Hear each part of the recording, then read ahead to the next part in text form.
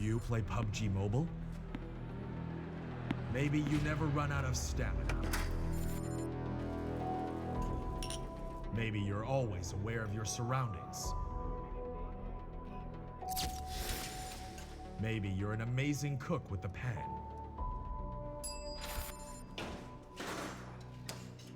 Maybe you're a great driver. But as soon as you hear the sound of an airplane,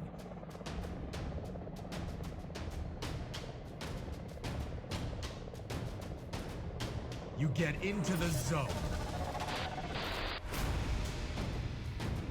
In PUBG Mobile, you all come from different walks in life.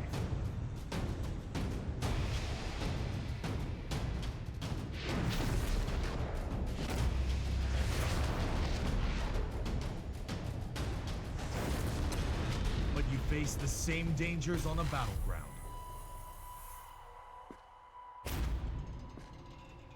And you become friends. You work together to overcome the obstacles. This is PUBG Mobile.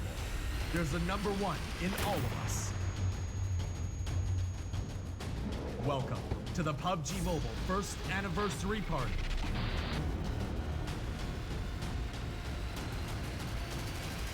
PUBG Mobile. Be the one.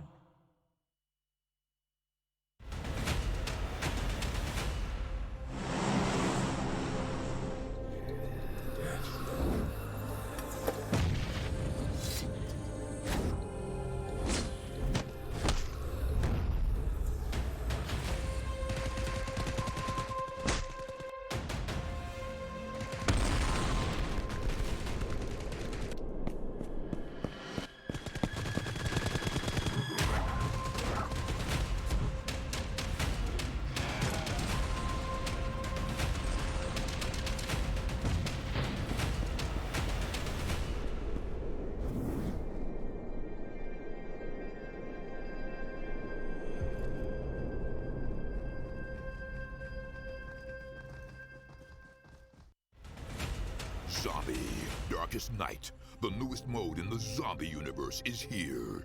This time, the rules are different. No more parachuting, as players will be placed at random locations on the map when the match begins, and there is no single winner. Players must work with their teammates to spend one long night in the match and stay alive until the sun comes up. Waves and waves of zombies will spawn during each of the 3 foggy periods at night, and supplies should only be scavenged when the fog fades. The main objective is not to defeat other players, though this doesn't mean they are harmless. Players may need to work with other teams when necessary, but should also watch their backs in case the Fragile Alliance goes south. This will be a unique experience for every player involved. This new mode also comes with a passive skill for every player. Understanding these skills will be the key to staying alive in this long night. Can you ride out the night?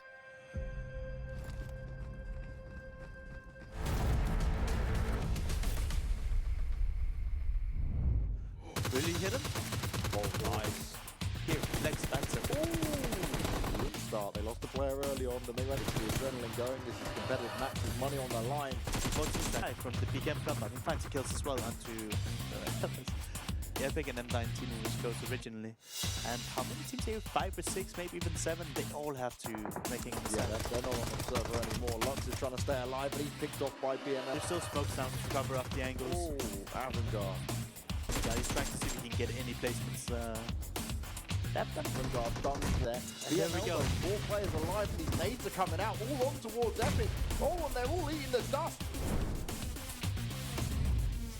Kenny's at the station, but we see Doctor here taking that. Easy kill, easy picking, no problems at all.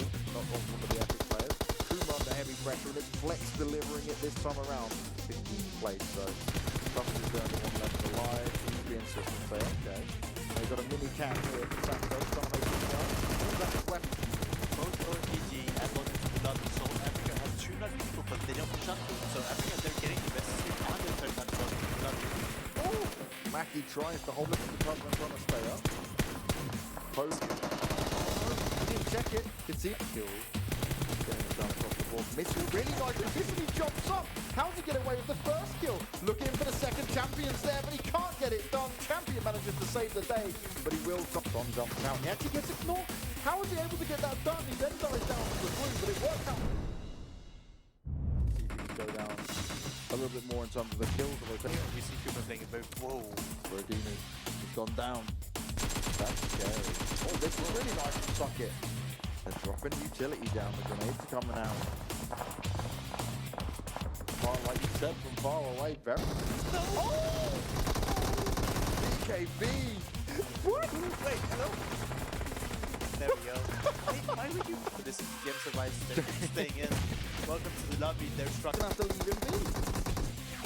I want to put... He's going out for it. He's like, okay, wherever you're hiding, I'm gonna come in. Sucky gets knocked. Only one player left. Push into this. He's gonna reach across the hole. The flank comes in as well. Duckshore getting it done. And gonna have to walk. He's being hunted down. Surely he can hold it down. Oh no! OMG, down here. This is popped out. Trying to hold on, but it's not meant to be. It's quite a hustle. Oh, this is 3 games. Really found us. Maybe we get a win. Potentially. Do it a little higher. And when you get taken out on one. Can they get any nades over that? 2 knocked players here. Suckin's on his way over. They've heard him. Spraying it out. Can he make it work? No, he doesn't. Leader able to get it, but Tron back in the map as well. And Kuma ever so slowly falling apart here.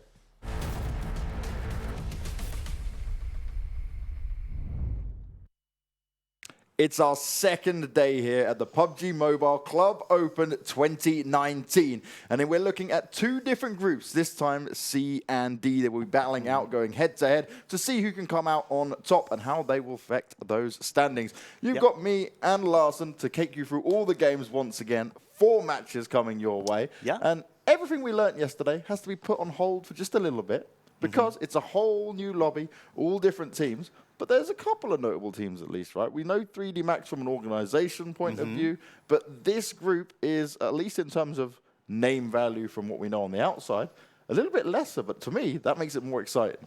I mean, to be honest, we expected a lot from the team with Orcs yesterday, and for me, Erangel, they showed up, they showed their potential, and why they were picked up by the team, but I don't know if I should say it, but M19, they really, really disappointed me. They were not up to the standards I would expect from them, so... Agreed. We'll have to see... Like, the only signed team, as you mentioned, in this lobby, looks like it's 3D Max. So, we're going to be a little bit more strict towards them. We will be strict to these teams who have been picked up by Org because it's a blessed position to see yourself in, especially in the infancy of PUBG Mobile. Now, looking at your screen at the moment, these tournament rules is in how the placements and kill points are achieved. Now, this is very heavily stacked on placement points for PUBG Mobile. It's different to what me and Larson normally used to. We spoke about it in depth yesterday, but it is giving us some very interesting style of play. Yes, a little bit more passive. Some players kind of risking it and splitting up, but sometimes the Kuma players, is it B? Sometimes 3-1, sometimes 1-1-1-1, sometimes 2-2 splits. It's been a wild ride, but still some of these teams seem scared to fight. Yeah, and definitely rightfully so, because when you might be an unexperienced player or a newer player and you come into big tournaments, there's $2.5 million on the line. You might have some nerves, and then when you look at a point system like this where you say, hey, kills are not necessarily as rewarding as placement points, then you see plays like, for example, Kuma tried to do in the first game, where they literally landed on the north, south, and then east and western sides of respective north and south side of the map, and then they tried to like square themselves in, and hopefully one of their players could snake it in, and that didn't work, and I totally agree. Doesn't really matter. That is super placement heavy. You want to be confident in your team. You want to work together as a 4-man unit. And you just want to be able to keep as many people alive for as long as possible. Because if you manage to get to the late game and you get maybe a few smokes and nades, you have a really good chance of winning. But if you're one guy hiding, the chances of you winning are not that big. Now, we saw it there in terms of how these matches are working out. And some of the teams there, we've got 3D Max, Team Unique, Cream Esports as well. Some of the names, at least, I'm picking out for now based on their organizations and where they're at. It's an interesting scenario to find these teams in. Now, you can see what happened on day 1. Be My Loot, they did impress us. Got 2 wins, one on Vikendi, one on Erangel. Epic Gang at the end managing to close that very interesting game, how it came down to the circle and the other team. I think it was Welcome to the Lobby that had to try and push out into it. But today, today, we're going for a similar style, just different groups. So starting with Vikendi, going on to Miramar, and then ending with 2 Erangel games. And it's going to be an interesting affair because it is new faces we get to see here, but also it's all about who can get off to that great start, right, to make things a little bit easier for themselves. I think we can just do a small recap of what we talked about yesterday, because we have 4 different maps. We have Vikendi, we have Miramar, we have Erangel. Vikendi is brand new, and what you'll see is that Vikendi has probably some of the roughest terrain to actually play in all of the PUBG maps, so playing compounds is super powerful. So I expect players to play compounds or beach compounds a lot more than you see in the other maps. Miramar, you have so much terrain, and since the terrain is really, really rough, it's not necessarily that good to drive. So you'll see a lot of people try to leave their vehicles a little bit earlier than normal and then play some of the terrain, but also some of the compounds, but a lot more terrain than the other maps. And then on the Erangel, you know, it's everyone's bread and butter. Everybody's played it since the beginning. And everybody knows like the really good spots you can play in the terrain and the buildings. And like the terrain is not super rough in terms of Miramarness, so you can drive really, really well throughout the entire game. So I expect to see a lot of chaos on Vikendi. People, they're not tried and tested, right? So they have to figure out a way still. And like I said, the terrain is actually really, really rough. And I think people can sometimes kind of like, they get a little bit caught off guard by it, right? Now, if you want to know more about what's going on here at the Club Open, you can head to the website below. You can make sure you can check out all the content that's going on there. If you want to know more, if you want to find out finer details of what's going on here, we've got 300 teams all across multiple regions, all battling it out. And at the moment, you are watching the European broadcast. They're the teams we're going to be covering. And also, don't forget to subscribe to our YouTube channel, because all of the VODs, all the content, all the matches from other regions are going to be uploaded there, which means you might want to be saying, okay, look, I want to take a look at Europe, but I'm not awake during the time that maybe the Indian region's going, for example. Then you can always go back and watch that, get all your PUBG Mobile action, and maybe we'll be seeing you guys competing in one of these events coming up as well, because it is going to get to the point where more players are now going to say, okay, there's $2.5 million on the line. I need to get myself some of that bread. Yeah, and if you're wondering what region you can do it from, it's literally all regions across the world. I can't do this by heart. I'm not that smart. You have to read. But let's just go with China, Europe, India, Japan, Korea, Middle East, North America, South America, Southeast Asia, and the wildcard region. If you're not in one of those regions, you can participate through the wildcard. And that is absolutely insane. This is catered to everyone to try and get a piece of the prize. Now, it's not an easy thing to do, right? There's so many teams battling it out, but this is an amazing opportunity to find yourself getting some competitive mobile esports, some competitive PUBG mobile esports to kick off your career if you want to. Yeah, and a lot of people are actually wondering, how do you get into esports?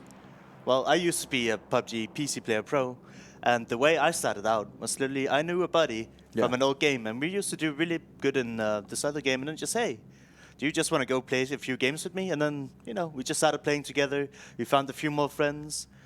And then when the tournament comes up, usually every tournament there is, everybody can sign up.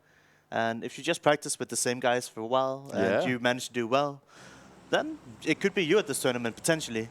See, I've got a similar story to you because I was a pro many years ago. I'm old. I'm on my deathbed as it comes into it, hitting nearly that 30 years old age. If there's anyone around that age, yes, we are represented in some way within this. But I started when I was 13, back in 2003, played Counter-Strike. But I started with my friends all from school. And then we just played for fun. And then we realized, wait, there's something else in this game. You can play in competitions. And esports is just growing and growing and growing. Now you look at the prize money, you look at the opportunities to travel the world. Me and you are both sat here in Ukraine at the moment, commentating away, living the dream. So there is so much opportunity for people to get involved. So if you're seeing this, go and download PUBG Mobile now. Start getting some games on. And also, hey, I'll play some games with people because I'm far too addicted to playing at the moment. If you see a naked English guy with the name Banks Esports running around, that is me because I don't have any skins. You don't have the red panties? I just take all the skins. No, I don't have the red panties. I know you love my red panties, Larson, but I can't put them on there only for you, not for the broadcast. I see. We are going to get into Vikendi now, though. We've got 59 players alive, 16 teams still in it, and this is match 5 overall, but it's the first match for Group C and Group D. I'm just trying to look at some of these names here so we can put them down, because we had a similar team as the Auro Square yesterday, but these are literally just called Auro Square. Yes, this is They're not Team Romania. So just to confuse us, and if you watched yesterday, Romania, as we just had pointed out there by Larson, they have the same tag, but the difference is the Romanian team is all lowercase except the R, and RO Squared is RO in capitals and then SQ in lowercase. As Rest over here, he's having a look around, Sol K. He can hear what's going on, and he's going to look in to try and get an opening kill. Spots a player up in the corner, doesn't react just yet. Follows him down, well aware of the position, but he's just going to keep himself a little bit hidden for now. He's watching what's going on. He's thinking, all right, I see what you guys are up to. I've got a few of my teammates around, but I'm not willing to take this challenge just yet. Yeah, and as you can see, Team 13 there, they're all staying together, so if they were to get a knock, they'd be able to rest. Team 14 here, they're trying to box them in, also playing together. I like this. One thing I think that's really, really important is to always play off your team, so if you get knocked, you could potentially trade, or you have a way easier way to get a rest back up. And this is something we've seen a lot throughout this tournament thus far, that these teams land together with each other.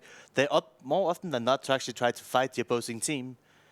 And to me, that is a little bit worrying in the sense that every single day, these lobbies will be switched up, we'll switch out 8 teams, and the next game they play Vikendi, these guys might not be here. Usually when you want to fight in the early game is to say, hey, this town is my town, and we don't allow anyone else here. At least, I don't know. If you lose a player this early, it just limits how much you can actually progress further into the game, and it limits your chances of winning. So I don't think it's super beneficial to try and fight for a city, especially in this format when the next day they play, they're against 8 new teams, and they don't know for sure if the team they're against right now is in their group or one of the groups that will be swapped out. Now, Larson, one thing I want to point out, we've come away from this team, but you saw Team 14 rest. They were sat there, and they knew that other team was around them, very near this team, Team 13 on your screens at the moment. And what they did, they've all hidden. They've all decided, okay, we're not going to engage in this fight. We're not risking it. And I really respect that, because that's the first time we've seen it where a team early on has not even took a few shots or anything. They've seen it and gone, all right, you have the space. We're staying alive. We're playing the long game. Yeah, and the reason for that is you have to understand it might not be the most exciting thing to watch, but these guys, as we mentioned, they're fighting for top 2 position between 32 teams, and you don't get that top position. Oh, no! Unlucky runs into a building. He's just chilling. Yura walking away with a kill, and that's so easy for him to pick up. The question is, where's the rest of his team? Where are his teammates to help him out there? Because a refrag could come in. You hate to see that. Everybody have done this. You're playing your public game. You're like, oh, hey, I'm just going to take a sip of my coffee. These stores are closed, so we can go in. And then, oh, no. Game over.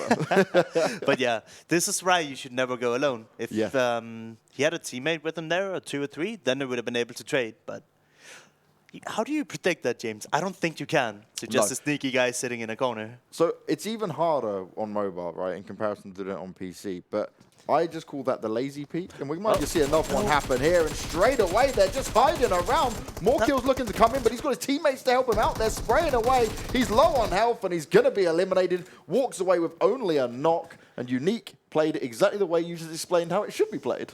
Yeah. What are the chances that this one solo guy runs into one solo guy and then the full format team is like, we're going to punish you now? Yep. You're going to pay the price. Now, the point we were just making, right, and this is where it does get interesting, is in terms of how this can work out, especially when you're looking at it from the mobile perspective, I call what that guy did on the first one a lazy peek, because he ran in and didn't check any corners. Yeah. Don't lazy peek. No. In competitive games, when you're trying to get big wins, you're trying to get kills, check all your corners. I don't care if it takes you a few extra seconds. Be smart. It doesn't matter if it's competitive play or not. Whenever you go into a building and you want to have a good experience playing PUBG, take it slow, clear every corner. You'd actually be surprised by how many people find satisfaction just sitting in a corner. And I'm sure there's a few out there, even though I really dislike you. James is raising his hand. I hate people who sit in a corner like that. But you just want to check them, like James said. I'll be honest, right? I've done it before where I literally jumped into a lobby. My teammates are all just really dumb. And I'm like, okay, they've just left me and they've gone off.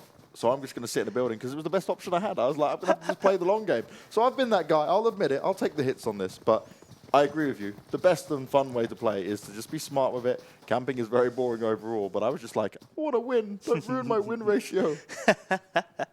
That's so true. So I started playing Vikendi. You know, I said to you, I just have not played Vikendi. Yesterday and this morning, I played a couple of games of Vikendi on mobile. And the first place I started to go was Dino Park, just because I like the name. Place has got some good loot. It's still within the circle right now. I'm hoping that I'm going to learn a little bit more as we're doing this on Vikendi, with where I might be taking some drop spots from some of these teams that could be key areas to go down. I have a hard time pronouncing all the names, so I just don't even try. I like how you went for the safe one with Dino Park. Then I'll just say I landed a lot at the Vinery. It's just really good loot there. I found out that was the best loot, so I just stayed there. Now, the thing for me was I literally only picked Dino Park on a like, oh, it's got a cool name, let's go. That was my full reason for it. It was either like that or Castle. When I'm looking at the other spots, though, I'm going to be looking over these games of Vikendi and Have you tried the snowmobiles? No. Ooh, they're so fun. One thing you're noticing here, look at the guy off to the right. He's going twice the speed because in the snow. If you drive these vehicles on the road, they go way slower. I'd assume these people would know this, but you don't send the road with the snowmobiles. No, that they makes go a way lot of faster sense. in the snow. How does it work on terrain? Because I haven't used one yet. So is it good in that sense, like going up and down the hills? Yeah, it's great on terrain, but if you drive on actual roads, it's just really, really slow. Ooh. So it just cruises along all the snow and all the terrain area. Interesting to see how those snowmobiles are going to be used in the latter stages of the game. We speak about vehicle usage so much, and we've seen some key plays come out here from teams in the first set of games that we had yesterday. I'm against this though, James, sorry. Look at this. These guys are in the blue, and they're still looting. They're in like, the first let's circle. take the damage Oh. for no reason. Ooh. OBS spots a guy. Oh no, he crashed. Luckily, he can't hit his shot, so he's staying alive for now. This is not ideal. Oh, and OBS is almost alone. His teammates are coming, but he's getting pushed by all the unique members now. Gets taken down immediately. And his friends is just further up the hill, but he saw that his teammate got made. Oh, he just immediately flushed and decides to pull away. We're talking about this so much. Play together with your team. Yeah. Imagine if I have one more teammate, if they get a knock onto unique straight away, then they might not have pushed and they might have been like, oh no. But Backed away just a little bit, knowing that there was more players there. And the fact, obviously, he sprayed so much, missed the opening shots there onto the vehicle. The guy jumps out the vehicle, confident knowing his teammates are there. Works out very well for Unique, but it's something the other team can certainly learn from here in OBS. definitely. I just want to see, as further we get along, I want to see people backing each other up. Not so much of just playing alone and far away from each other. Even though this guy might have seen some enemies like, hey guys, there's really easy kills here. If his teammate doesn't come over to him, he should just try and disengage. Because more than likely, even though you get a knock, but if there's 3 more enemies, there's not a good chance of you even finishing that knock, and you're probably gonna end up dying. You never want to see that happen. You got to play the long game. You got to play the smart game here. This is not a good terrain to drive in the Dacia. The Dacia goes really well on the roads, but unlike the snowmobile, it doesn't go fantastic off-road. So it's gonna go a little bit slower, and it's gonna be very slippery for it to drive, and they're going down a mountain. Oh, James, what do you think about water? And Oh, no. Oh, no. that is a lot of water. And if you look at the river between the castle, so if you look at Vosto, which is the city in the middle, everything north of that little river in the middle is ice, but everything south of it, which is in the circle now, is just water. So you can't cross that bit at all unless you decide to swim. And that's never a good idea. And you can easily be picked off swimming around. People will be looking out for that. This is a really, really tough circle, especially because it's like, how much is that? 60 or 70% of it is water? Yeah. So all these teams are just going to be pushed closer and closer to each other, like we can see here. Team 4 and Team 6, they're just one building away from each other, essentially. And there's potential depending on the circle, right? Like you said, as it gets teams closer, it's going to force out some fights earlier than we would normally expect. Yeah, and we can also see why there's so many teams not in the circle yet, just because there's actually that little space to play from right now, in comparison to what you normally would have. And that's the thing, right? Trying to fight back into this and say like, oh yeah, okay, look, we want to take some of these spots. If you're one of these late teams rotating in, you've lost opportunities to take some key compounds in that circle. Definitely, and you just expect most compounds to be occupied, and that's why you see teams going this slow. But I like it, slow and steady. You go from one place, you use your scopes to scout further ahead, and then you can move from compound to compound or hill to hill. And that way you can more likely than not to find a compound rather than, you know, just charging through, seeing if you get shot at. That's not the best way to scout if there's people at a compound. So I like it when people go slow and steady. Look at this spot, for example. I don't know all the spots in Vikendi, but this looks really, really nice. It's just above the cement factory, and I'd assume you can see everything. So if they want a compound, it's just free for the taking, because they can see if it's occupied or not. And they'll have a bit of high ground to shoot up on from if they want to try and challenge it from there as we come to look at row squared. This is what I don't understand. When on the list they're called ROSQ. Yeah. So should we call them ROSQ or do we call them RO square? They're listed as ROSQ. I assume it's square, so let's just go for Row Square. Row Square is now the name that you guys have been given. Because otherwise, just ROSQ is really long-winded to say. Rescue. Then we can call them Rescue. Rescue, Roscue, Unique depth fire. when showing really good potential this match, and they're hitting some long-range shots. It is VP taking shots onto Team 1 down here, and they've gotten the knocks, but maybe Unique can flush up some of these kills. And the thing is, WPX, they may be engaging in this fight. They're taking down a few members of CZ. But Unique are also chiming in from the top. And look, they don't know where to go. They're thinking, what the hell's going on? How long is it going to be before they actually notice where they're being fired on? So VP is White Pulse, and did they manage to flush up a full team? I saw them getting at least 2 or 3 kills down at this compound, defending themselves. Yeah, they definitely, they did well in the firing back and taking on the team that was in that compound. But Unique were also trying to pick them apart, but couldn't actually get any finishing kills there. So still 14 teams remain as we're getting ready to see what's coming in the next circle. I'm trying to learn all the names here, but I feel like today we've gotten a little bit unlucky. So their in-game clan text doesn't really match with the listers. Yeah, it's a bit of an interesting set of choices, to say the least. So I'm trying to say, okay, these guys are what? TDK. Just so you guys know, and I'm talking to the teams right now, if you've got a funny nickname or a funny team name, we'll do our best. But if it doesn't make sense, we're calling you out on that. I'm looking at our list. There's nothing with TDK at all. Like if you just look at the names here on our list, there's nothing that could be TDK. So it's really confusing. Either way, Team 16, they found a way in the circle. Here, you can up to stay on the side, but I just like trying to take more ground as early as possible. Because the further you wait with moving deeper into the zone, it might be harder to rotate. But the argument for staying on the side is if you have a lot of vehicles, you can always keep them safe, and you'll end up going somewhere eventually with those vehicles. And if you move early, you might lose them because of people have more angles than you early in the game compared to later on. So there's arguments for staying on the edge, keeping your vehicles safe, or trying to be a little bit more greedy early on and going deeper into the zone. Try to do some quick research on. Yeah, and we just see TDK most teams are stands for. just settling down right now. They're having a compound. But James, the blue's closing in, and most of these teams are going to have to move soon. Yeah, it's decision time on where they want to go. And that's the real difficult thing, like you said, right? We're fighting off so much of the water area. Compounds are definitely going to be taken now. With still 14 teams remaining and not a lot of land to work off of. And there we go. That's what this is going to be rough.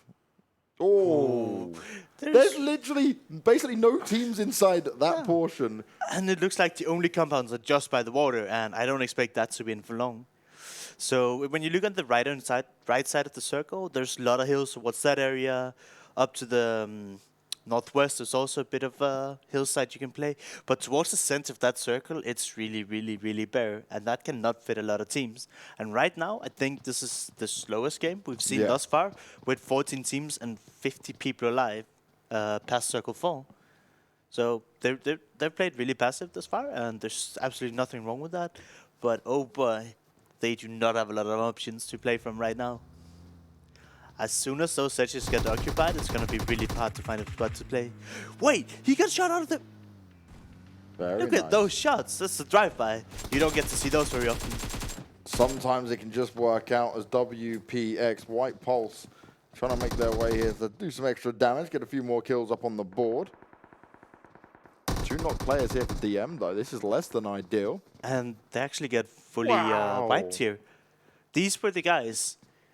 They got helped by the US that drove past and just laser beamed the guy inside the compound. You know, I don't know. I don't think I've ever done that in that fashion. I love when you see the confidence in these players. So just having fun, having a good time, and sometimes you just manage to hit some amazing shots.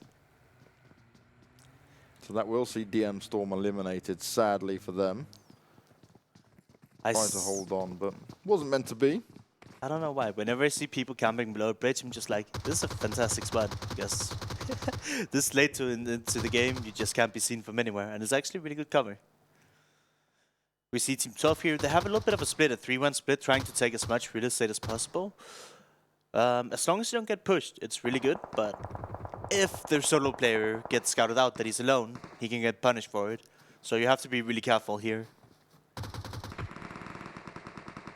See Yeah, his more solo shots. player. Wow. Holding on strong as well. Mm-hmm. Just playing it, hiding behind the rocks, using it to his advantage, trying to find a way into that circle. Yeah, they're still not inside, and as we could see in the minimap, his entire team is outside the zone. Rest have got themselves a nice spot, one of the few compounds that are in there. Unique's going to be heavily challenged now. WPX trying to get involved, but Unique are going to start things off well, get themselves a couple of downs straight away. And Unique, they're going to try and hold on to this, but they need to work together. There's a little bit too much hiding going on. He goes in for a bit of the revive, but actually manages to get that knockdown onto last. This is looking strong, and Nade's coming out as well. Old Boy needs to do some serious damage. They also need to try and get these revives off. It's actually an interesting position. The nade goes off, damage being done, and White Pulse, they're eliminated. This was actually a team I missed in the lobby, Team Unique. They're also a pretty big organization, and they played really well thus far. Like, seeing how well they play in Vikendi, Yeah. that's a big sign that they're going to do well as well, because these guys are playing with confidence. You saw them getting breached. They were like, this is our compound, and they just ran out with no fear. And, I mean, you can be brave, but these guys actually were also hitting their shots. Well, that's a really good point, right? Because there's one thing about being rolled up on and just trying to hold your compound. They came out and were like, you're going to do this? We're ready. And they just came out all guns blazing. The grenades rolled in at the end there as well. Solid start from Unique. The question is, will any more teams try to challenge them at this point? Because they're going to have to start to make a move soon into this circle. And there is just so little space to work with here, Larson. This is going to be, in the next, like, 30 seconds to a minute, so much action is going to unfold. Yeah, we're going to be down to about 7 teams after the circle is done. And as you're seeing, people are just getting in the vehicles, hoping for the best. Lots of cars as well there. I know you like to see it, Larson. They're trying to use it to their advantage. And they're going to need the cover with the lack of compounds coming in. There's pretty much only this compound and then the city by the water. But other than that, you have to crash a tree, crash a rock. I don't think there's many good wedges you can play off, but this is going to be really tough making your way into the zone. I actually like this. Playing by the water is really, really good here. Because you know there's going to be nobody behind you in the water. And even if there were, they can't shoot at you. So that's a really good place to get to if you can get there safe and sound. Rest is still putting in the work, though. It's Asterion they're trying to take down. Only 2 players left alive for it. They got 2 knocked. Our square here getting pushed a bit by one guy. They easily defend them off. Look at this mayhem. Everybody's just trying to find any piece of...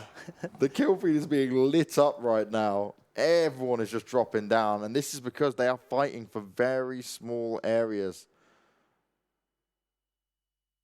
We see Team 9 here. They've spotted the teams across from them, but they're in the circle. So even though we've seen a few knocks being traded back and forth, nobody feeling the need to push them, because you can just wait for the circle to update and then, well, one of the teams might have to move.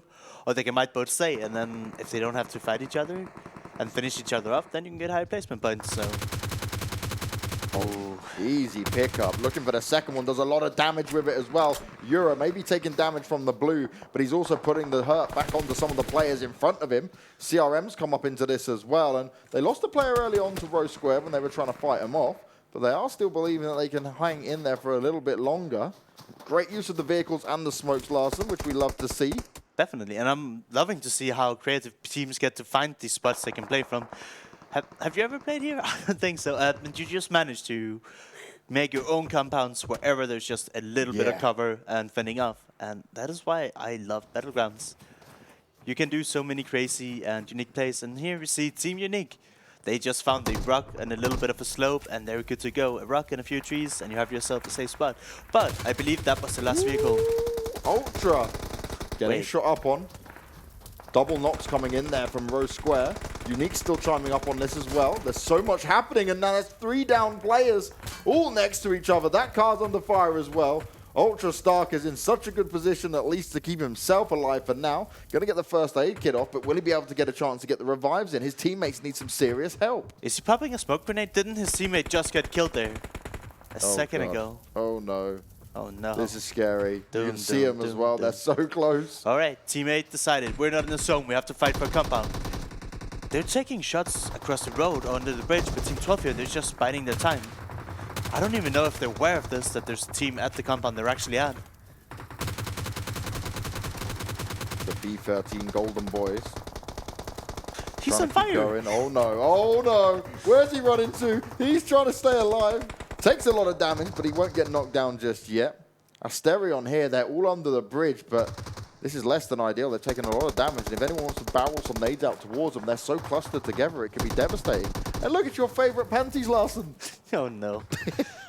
Wait, I thought I just want you to have them. Oh, I'll put them on for you later. Off camera, of course. Unique, they're still racking up the kills. Actually, I say that and they immediately lose 2 players getting knocked. We see Teammate, they're still fighting with Asterix around the bridge. Is that Unique fully out? I think that's... No way. Looks like it. Oh dear, Wait, Unique. I can't tell because we're still at seems, but I just seen a lot of Unique's players getting lit up here. Asterix, they're under so much pressure as we see Team 5 and Teammate just pinching them down. They were holding on to dear life in a few smokes, trying to keep resting them, but they're surely not going to stay alive long as we see Teammate here getting a few more knocks onto them, and MG killing them from the other side, and that's it for Asterion. They're out in 6th place.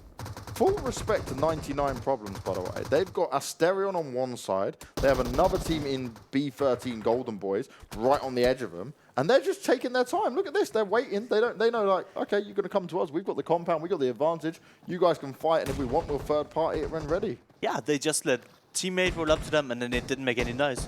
And I actually believe that it was Team 5 here, MG, that shot 99 Problems first. So it looks like Teammate here, they've spotted them and they know they're there. They definitely know. Kingsman, beautiful work there. Very small gap to fire between manages to get the knock. Our squad though, they're pushing up behind Teammate. They've heard this team fight, they've been laying low. They want a piece of the pie now. Pushing down towards knocking one, flushing one. We only have 2 members alive now. Hucking a vehicle. Could you imagine if you had a grenade here? Rose Square are coming up on cleanup duty. No grenades going out just yet. Players getting knocked across the board, as they are going to try and get the revive done, but that circle damage is going to be ever so close, and we see another pop come in, and this makes things very interesting. Still fighting up towards this bridge, so actually hiding under the bridge may have been a good idea. MG, they're up to 9 kills already. They've been really good at securing the breach and just killing people that have been approaching them. Oh, Mello just spraying through the smoke. Manages to get a knockdown. If he can get a grenade out as well, that would be huge. Got the Molotov in his hand. Up the vehicles. Just keep spraying. There's no reason to not just to rain down bullets right now. Wait, that the Molotov was just a little bit short, and the nade does a little bit of damage to the knocked person, but I want to see just people, you know, spray and pray. That can be a very good tactic. Oh no, Andy! He didn't look. He couldn't aim in time. Now his teammate Mello pushing up. They've got a knock player in front of him, comes out spraying, tries to make it work. His teammate goes down. Mello unable to save him, needs to be able to aggress this. The door gets popped open. He comes in, trying to take the shots off. Does a nice bit of damage, but can't find the knock. Mello's just going on the hunt. He's trying to take them all down, walks straight into Kingsman, and he's going to be knocked and finished off as B13 Golden Boys. They're still in it despite how much pressure has been put towards them. Yeah, you can say, though, you have 2 more teammates. Just play together with your team. Yep. You don't need to be a one-man army here. MG, 10 kills now, and they're just taking control over the entire circle. They do have 1 snake to the south of them, as we can see in the minimap. They have to be aware of that, but look at them. They're trying to take a bunch of control of the circle and make sure nobody leaves this compound alive. The Rose Square have now been eliminated. How have teammates here lost, or not lost, but forgot about 99 Problems? I know, it's crazy. Like, 99 Problems have had it for so long. I guess teammates are just still staying outside the one wall. They're afraid to move, or maybe they're just pinned down by MG here, so they can't move at all. Oh, this could be a good nade. Fires it off. Won't connect with anyone just yet. An Ultra player gets knocked down. 99 Problems. The fact they're allowed 1 player to stay alive for this long and now pushed himself in the top 3, this is huge. MG largely in charge. They've got 1 knocked player, but they'll be able to get the revive up, no problem. But this is where things get dicey. Who's going to be forced out of position first? MG has most of the circle, and they have really good line of sight on towards the last 2 remaining teams. They're up to 11 kills already, James. I love this from Said as well. You've got Vasil on the bridge still. Said working his way around, but they're not overextending. They're just poking out at different angles, saying, how much can we see here? What information can we gather? Now, the only real way that 99 Problems can have a good chance in this is if they allow both MG and B13 to fire off against each other and do some damage, and then he pops out. But even then, you're asking a lot of one man. Yeah, and I was about to say, the only chance that teammate here gets a chance to even do so is with the use of utility, but we saw him. He had 3 smokes, he already threw up a bunch. They might be able to sneak up in Team 5 here, but we'll see. Team Great 5 use is in of such a good smokes. spot. Wait, is he on top of the roof here? That's a neat little position. Oh, Ronzi tries to sneak through the smokes that MG had placed down. Eats a lot of bullets his way. Will get knocked down. His teammate's not going to be close enough. It's now up to Kingsman to do a lot of damage, do a lot of work. They line up for him, but he's unable to get it. Sade finds the kill, and now it's into a 2-team. And all it is Nukes sat there all alone, still in the same building, saying, okay, I've managed top 2. I've done well. Is he going to deny the points? He's not even going for it. Oh, well, you can't blame him. That's a very good tactic, and sometimes it does net you higher points, but Boom. James, he used painkillers instead of a first aid. Errors. Small errors cost you a lot there. MG will take the win, and they do it with a very good score there. You see in total that's going to be 9, 10, 11, 12, 8 13. plus 5? Yeah, that sounds right. 13 kills. Quick maths. We're done. We got it. 13 kills and a win there for MG in the opening game of Vikendi. Now, one thing I'll say that was very different between our first set of games, especially the first game on Vikendi, there's a few teams I can definitely highlight here. Yeah. MG, unique. I could certainly talk about B13 as well. They used them cars really well. They pinned themselves down, got them into a nice position there. Unfortunate how it went down at the end. They just maybe overextended a little bit. Rose Square certainly looked good, but they made a bit questionable decisions when we saw Mello was like, Yeah. I'm alone. I can be the hero. And then it didn't work out. But I do like the signs of life that we saw teams that were playing confident and playing together.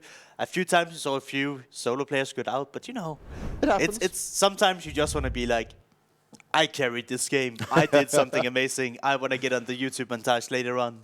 This is the lazy peak moment. Mr. I think that's falling from my bad eyesight from here, even though I wear glasses. He went inside without even have a weapon in his hand. Yeah, That's he was the just double chilling. lazy.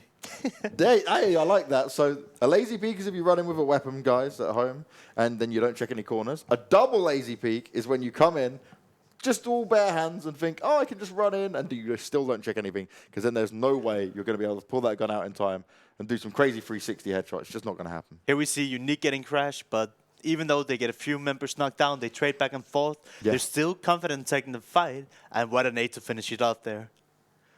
Here, it's so hard to always keep eyes on the blue here, and there's nothing you do about a guy sneaking up behind you. Here, Ultra, they're just getting caught. As we said, it's so scarce with cover, and unless you have a ton of smoke grenades to make a way forward, there's no way moving in. Here, Our Square, they're actually doing all right, but once they had 2 knocks, I believe, at the same time, I would have liked to see them all push down together, Yeah. but instead then ended up losing 2 players that ran in alone, and that's not how you close out games. You don't go one by one by one. You want to play together while you have all 4 alive and use the advantage of having more people alive. And that's potentially what makes you win or lose games. And here we just see MG, they're 4 alive, they're playing it safe, playing off each other. And if one gets knocked, he'll be able to trade, and they close out the game there with style. A very solid game there from MG as well, because we spoke about that bridge control they had, even when the circle moved. What I loved most was just that utility usage at the end. They threw all the smokes down. They weren't even risking one player being caught off guard. And then you saw B13, Gronzi, he was like there going, oh, I can use it to my advantage. And they were like, don't try it, and just sprayed him down Yeah, and finished and it's him off. actually a lot easier when you have super high ground against them. You can sometimes see them moving from smoke to smoke. Yeah, Whereas if little they were gap. in level ground, then he would be impossible to see. Smart use of smoke, smart plays from a lot of teams here. Exciting first game straight off the bat. And if you want to know more about this competition tournament, or about this tournament, go to clubopen.pubgmobile.com, where you can see the standings and everything about this tournament, the format, and just the rules in general. If you want to know anything, you go to clubopen.pubgmobile.com.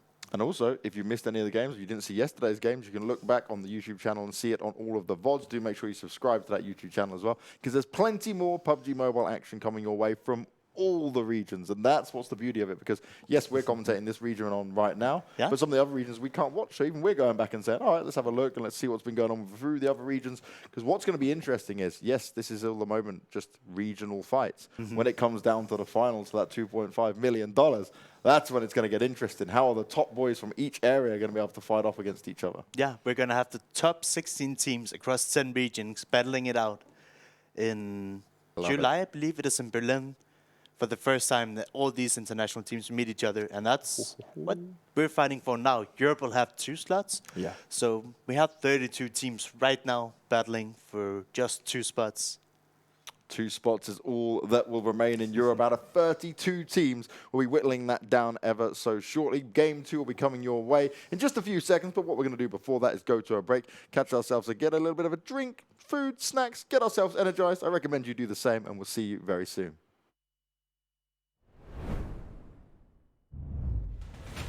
Zombie, Darkest Night. The newest mode in the zombie universe is here. This time, the rules are different. No more parachuting, as players will be placed at random locations on the map when the match begins, and there is no single winner.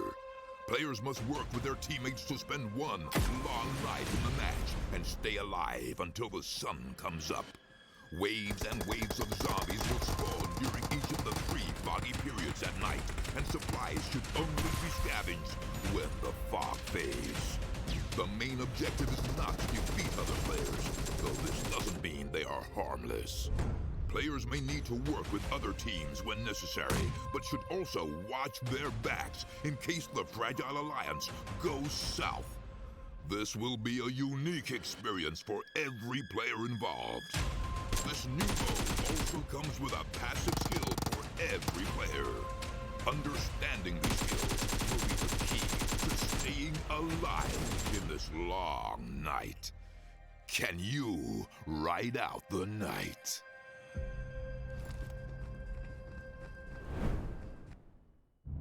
Do you play PUBG Mobile?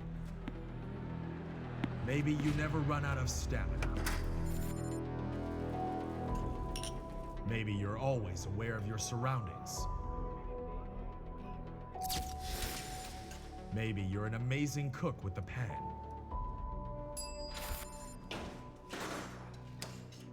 Maybe you're a great driver. But as soon as you hear the sound of an airplane,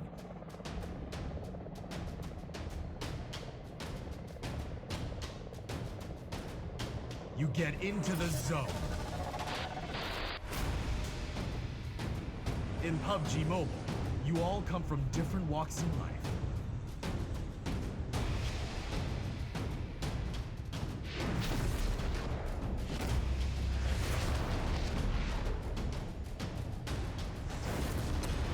But you face the same dangers on the battleground.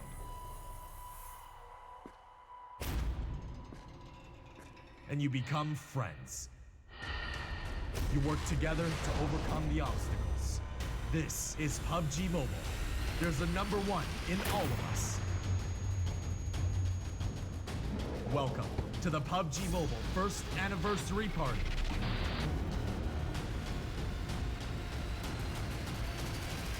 PUBG Mobile. Be the one. 1 year ago today, PUBG Mobile went online in over 200 countries. On the 1 year anniversary of the game, we're here with you to witness the honor and the glory. The anniversary Royale Pass will go live as scheduled with the usual variety of rewards and a load of anniversary exclusive items, such as the brilliant anniversary outfit, the retro anniversary set, and the L&Q Chicken M762 finish. Don't miss out. PUBG Mobile, be the one.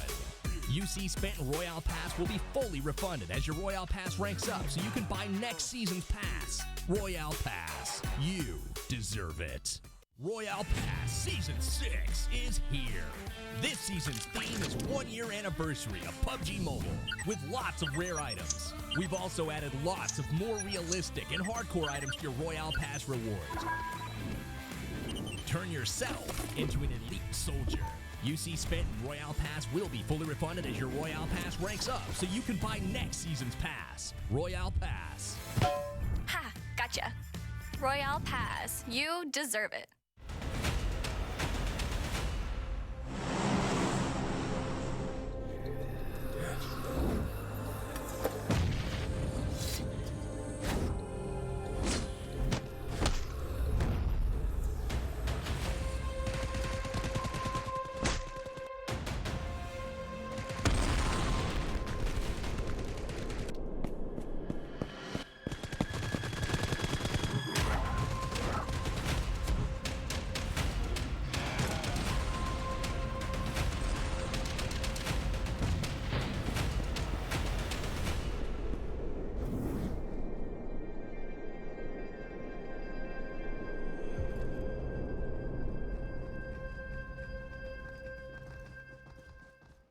Hi. Hey, buddy.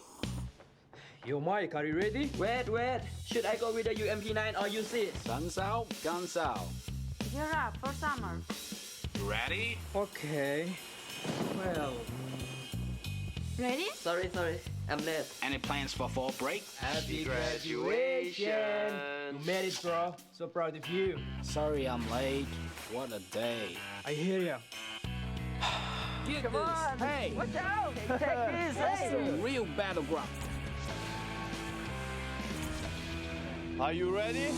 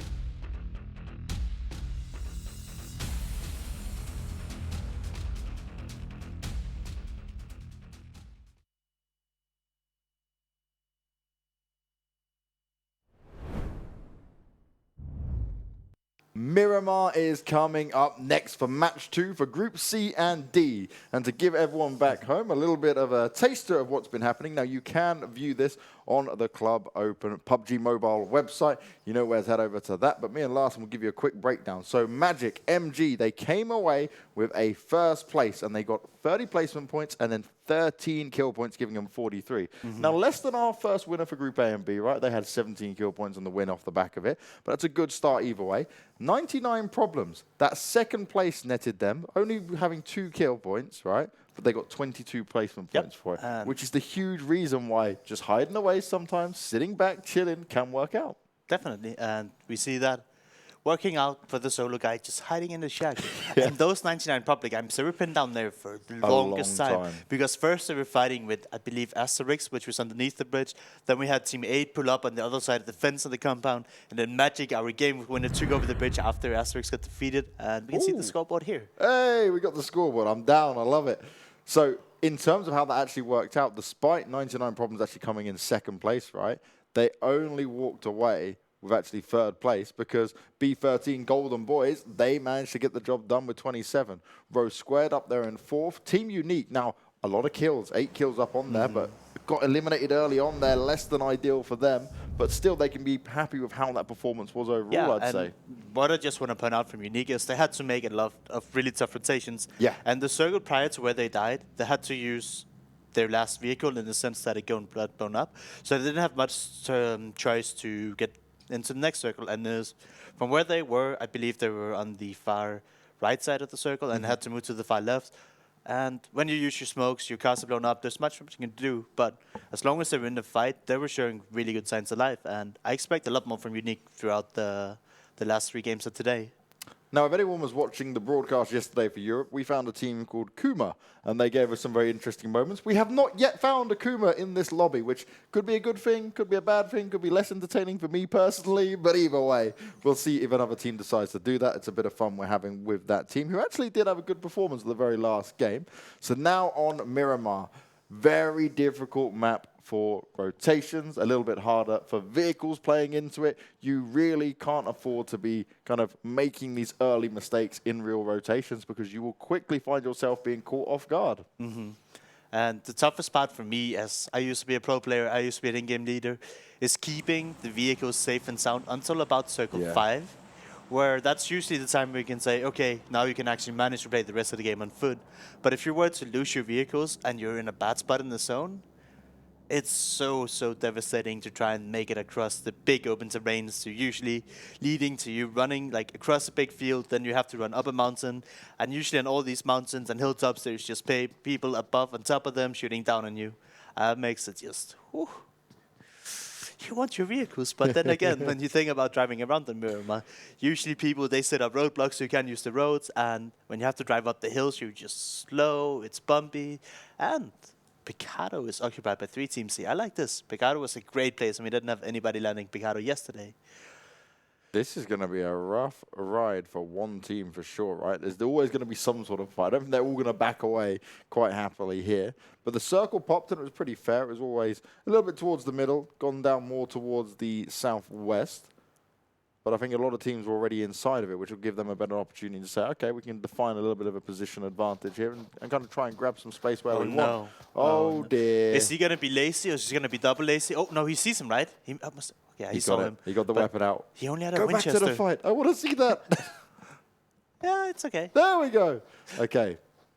He needs to be careful. He has a Winchester only, though, and I don't think he has any body armor. He has a helmet. I like it, though. He's backing away. He's like, I don't know what this guy's got. Is it really worth the risk? The guy actually has an AK, which you don't really want to fire up into with that. It's not a fair fight. It's an interesting fight. It'd be impressive if you could pull it off, but 9 times out of 10, the AK would probably win. Look at Estenik. He has level 3 helmet, level 2 chest, an AK, and M16. Our fellow guy there with the Winchester, I don't believe he had any body armor. No, that's definitely not a fair fight, and a fight that you shouldn't have to take alone. If he could call in his teammates and we're close, then sure, you can go 4v1 and try to get a point for free without losing anyone. But I think it's the right call to not try and take a 1v1 this early, just because you don't net anything for your team by getting a kill there. Like, you're not fighting for positioning, you're not trying to rotate in, you're really far away from the circle, so just backing away is more than reasonable. See, this is something I don't like. I don't like this island. I'm just paranoid. Because personally, whenever I see an island circle, or I'm on the island, I love bridge camping. Just sit there and wait for him. It's like, come to me, my prey. Let me just gun you down. I don't know why. I'm the kind of person who just finds so much enjoyment in camping on a bridge, knowing that somebody has to cross the bridge, and they're essentially just free kills. So if I start up looting on an island, I would be so paranoid that somebody would camping the bridge, and I wouldn't have access to leave that island. Now, White Pulse over here, right? They showed us that they were willing to engage in some of these early fights, right? Take some of the good positions, try and challenge to it. But they went down a little bit earlier than probably what they would have liked because they did kind of overcommit to it, right? They also had Unique shooting down on them at the same time. It was a rough ride for them on the previous map. So they'll be looking to kind of still come in there with the kill points, but play probably a bit smarter going into Miramar now. I think that the right game plan, they were just a bit unfortunate that they chose to crash the one compound that Unique had occupied. I don't know. I feel like that they had the potential to maybe be skilled enough to take out most teams, but Unique's aggression, they were just too much for them, and they couldn't manage to get any ground, which was why we saw them all clustered up together at the fence, and they were just an easy nade. Ricardo, everything is just quiet. Ooh, I don't like this for Harb. Rose Square, he's not there with the rest of his teammates. He's chilling in this compound, but if Asterion continue to close out all those compounds, keep checking all of it, and they've got two players together, it's going to be very hard for Harb to hold on.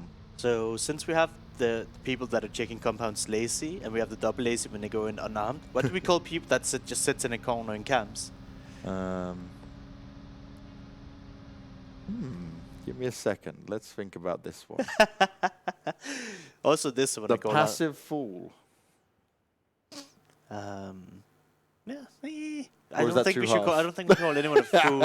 I'm just more like I wouldn't. I don't know. I thought initially something with sweaty. I feel like you're sitting in a corner. You're like, I don't know. Like I'm a little bit scared. I'm afraid to move.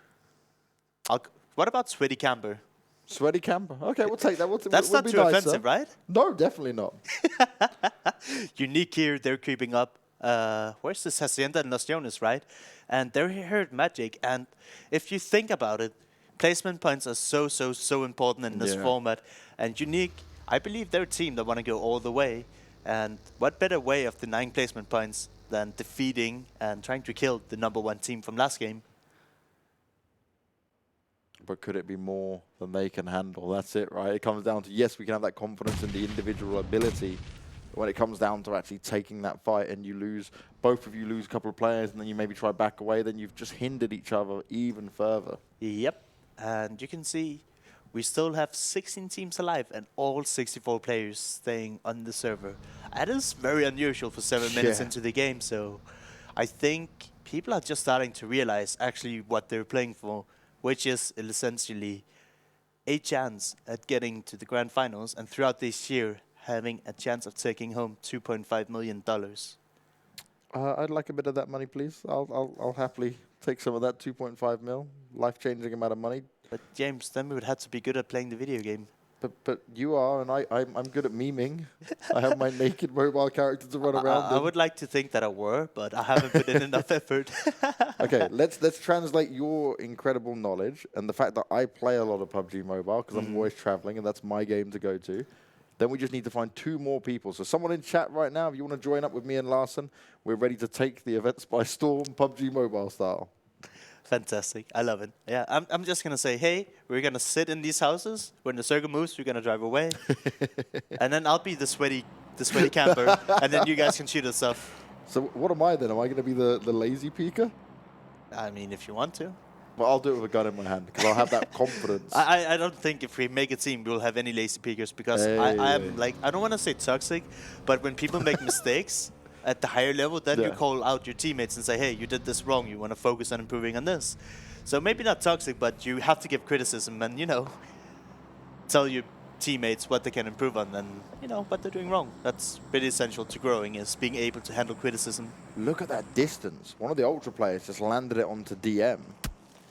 I mean, it's Picado. It's a few hundred meters, and from what we've seen these past 5 minutes, it's been these 3 teams just sitting around the same houses, not trying to make any moves to really engage or disengage. And personally, I do not wanted peak here because you lose meds, you lose body armor. Exactly. And we can see the player we just spectated. He had one first aid and one energy drink.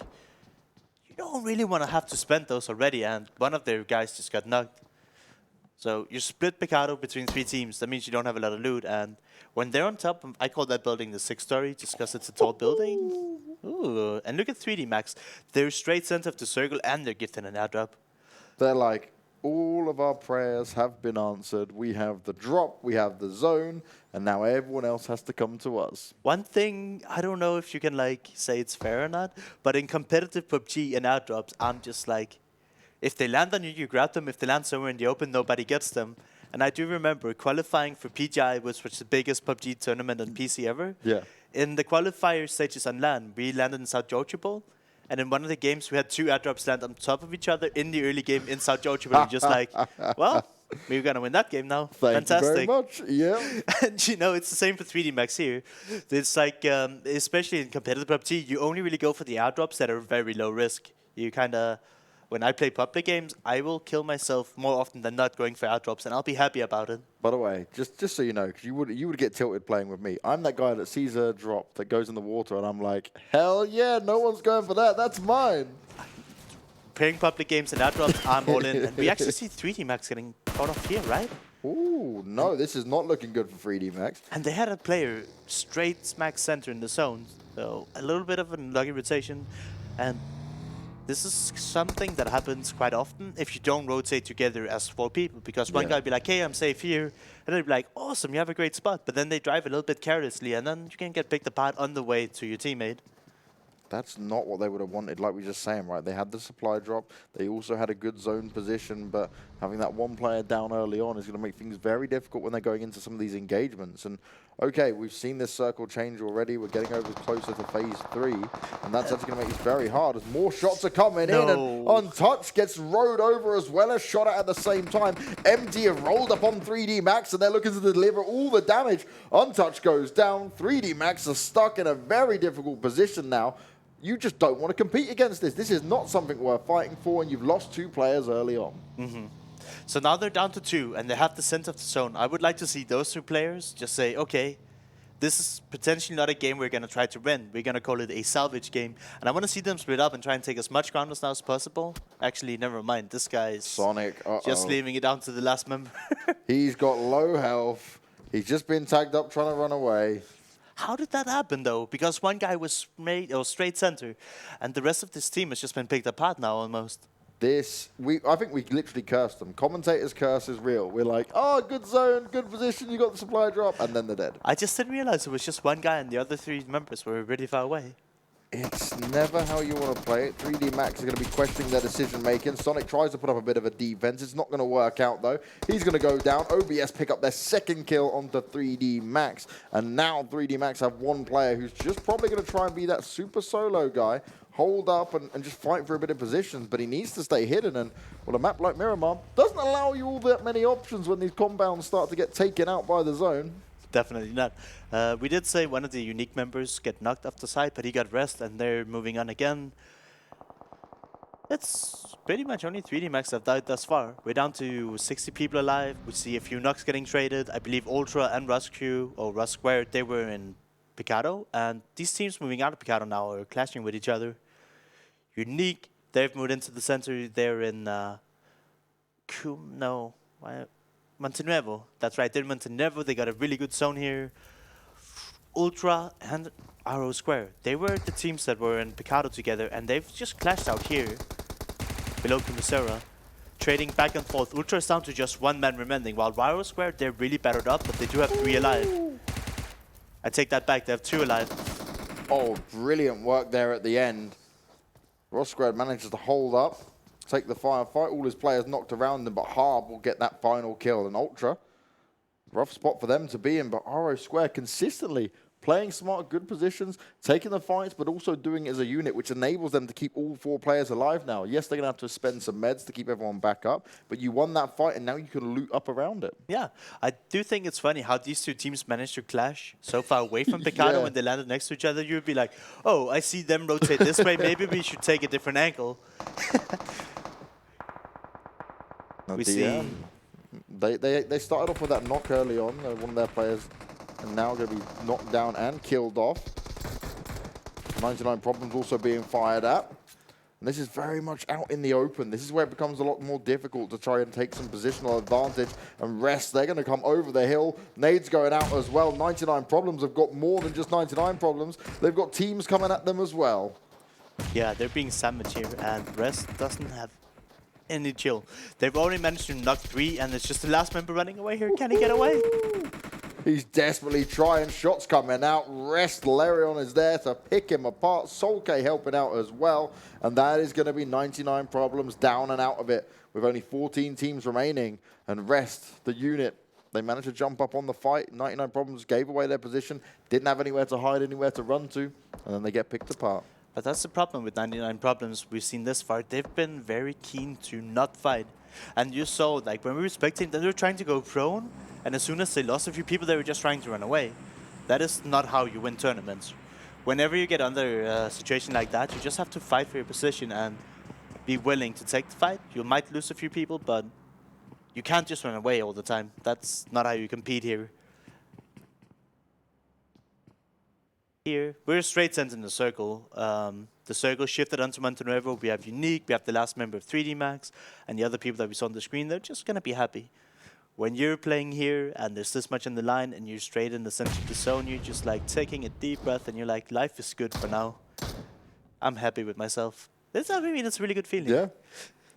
And sometimes you can go AFK. I mean, this tournament is online and you never know what happens. I do recall I had a tournament, there was actually a final of something, and I really had to go to the toilet. So in the middle of the game, I just had to say to my team, be right back. And I didn't say why, and I came back really, really quiet and said, okay, I'm back. Somebody rang my phone. You're giving away your secret tactics of how to escape out of a game. Hopefully none of the players having to do it this time around.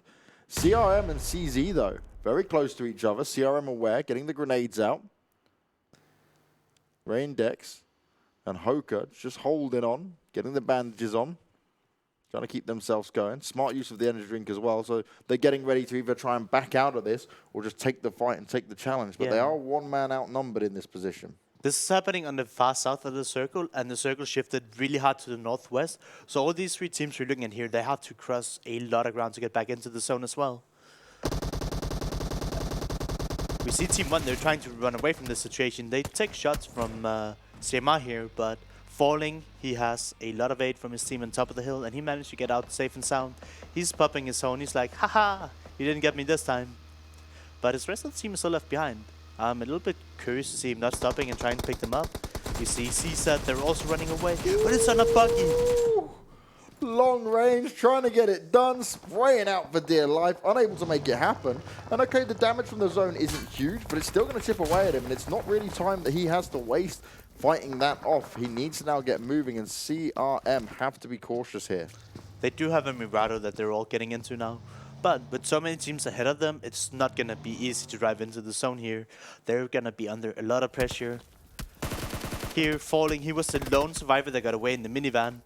He ditched his team, and he didn't make it all the way into the zone, and he has a full squad ahead of him. Is he going to be the hero, James? Solo hero, is it possible? Falling doesn't want to fall to this team in front of him, wants to try and rise up and take them down. It's going to be hard either way. I'm waiting for that scoreboard to come up. Andy's going to be taken down, at least knocked down at least for now. There's so many teams just on their way around this portion of the circle. Yeah. Falling got one with a nade. Just came up on the scoreboard. CZ also doing work. CZ putting in a lot of work. Falling's gone down now. But there's many teams that can just jump on it, and it's Asterion also challenging CRM.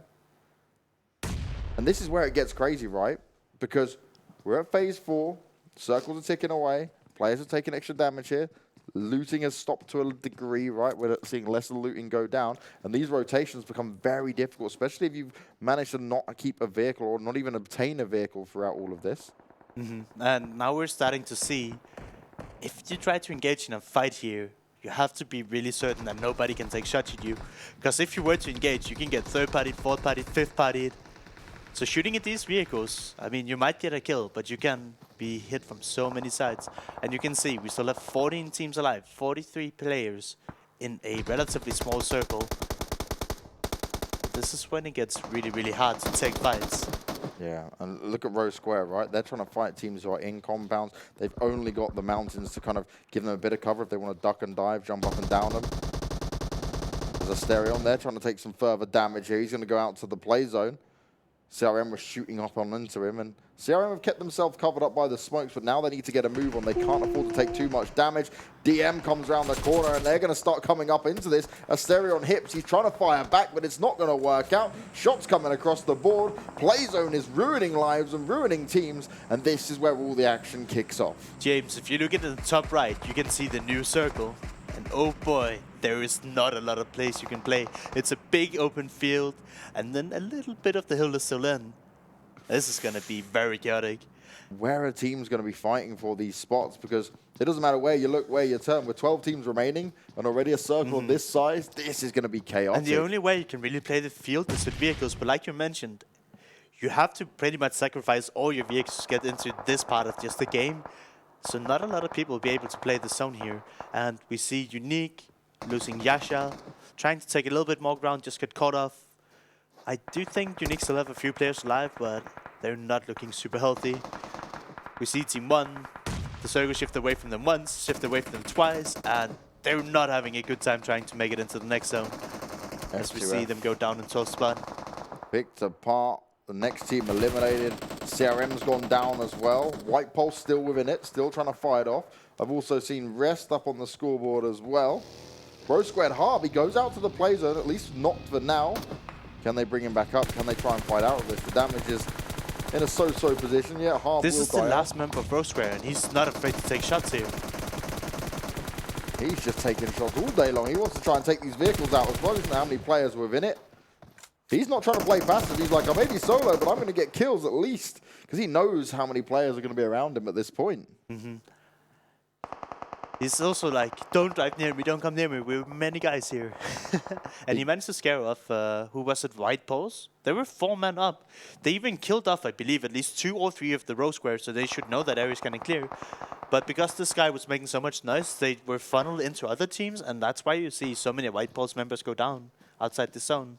And look at this south side of the circle. There are so many teams. If you've got any other position right now, you're going to be laughing because the south side is heavily clustered, which means these teams are going to quickly be whittled down. But on the northern side, it's a big open field. It's not very playable. That's why there's so many teams on this side. And why so many people have died? I believe it's almost 20 people that have died from this circle shift alone, just because the playable space is very, very scarce. And if you actually manage to make it into the zone, it's never been a full team. You're gonna have to have to cut some losses getting just into the zone.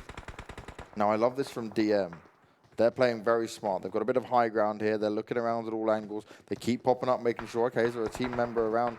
Is there someone else I can fight off here? Is there someone I can play into? 3D Max finally go down. Sharp tried to stay alive as long as possible, but he at least made it into top 8. B13, the Golden Boys, they're up on the scoreboards. It's a bit of back and forth between them and Magic. Magic, the top team, at least for this group as of now. And Kingsman, he's doing all the work, trying to put them to bed. Is that Magic fully eliminated? I believe it is. So well, wow. Our number 1 and number 3 team fighting against each other towards the end. And Magic got out in... No, they still up alive. Okay. Vasil's like, I got smoke. And look at him, he's pretty alone there unless Team 13 managed to find him. But it's so fun to see people playing super consistent and fighting it out at the end game, at every game. It gives you a really good picture of who actually has a big shot of doing well at this tournament. And thus far, Magic, I would say Unique. They were Team 8. What would the name be? Their team name? B13 Golden Boys? B13 Golden Boys. Yeah. They're showing promise here. They're not afraid to move aggressive towards a good position in the zone. We see Unique here getting eliminated by Dark Angel from so far away. What a shot from him. Rest able to get it done. Mr. Ghetto over there, putting the hurt onto him. Going to push down into it. It's going to look to try and get some extra kills there. But B13, once again, they spot it, they smell the blood, and they go in for the kills. He's going to be knocked down, and he's going to be finished off. That circle is doing a lot of damage as well. These players cannot afford to be fighting up within it now. They need to push in, but there's so little space to work with. We're down to the last 4 teams, 13 people alive. Team 8 here, they've still have 4 alive. Team 13, they're looking healthy. I see at least 3 members on top of the hill. It looks like Magic got found out, so they got either 5th or 6th position here. 2 really good games from them. And then Unique, they were with 2 players, so we're looking at 3 healthy teams, and then Unique with just 1 here, because the last guy's beating out near the zone. Everybody is kind of close to the zone here, but I want to see teams that can go out, take a little bit more space for themselves. So what I don't like seeing is 4 guys here inside the same house. I don't want them to, just go out and die, but the more space you can take, the more information you can get. You can use that as an advantage later on. But I think most teams are probably just content with playing it slow here, especially Unique that doesn't have a lot of life. DM, though, still fighting from this little bit of high ground they've got there. Who are which you could be favoring in interesting. this? I mean, the next circle would say everything, and I guess whoever gets the zone has the biggest advantage, but...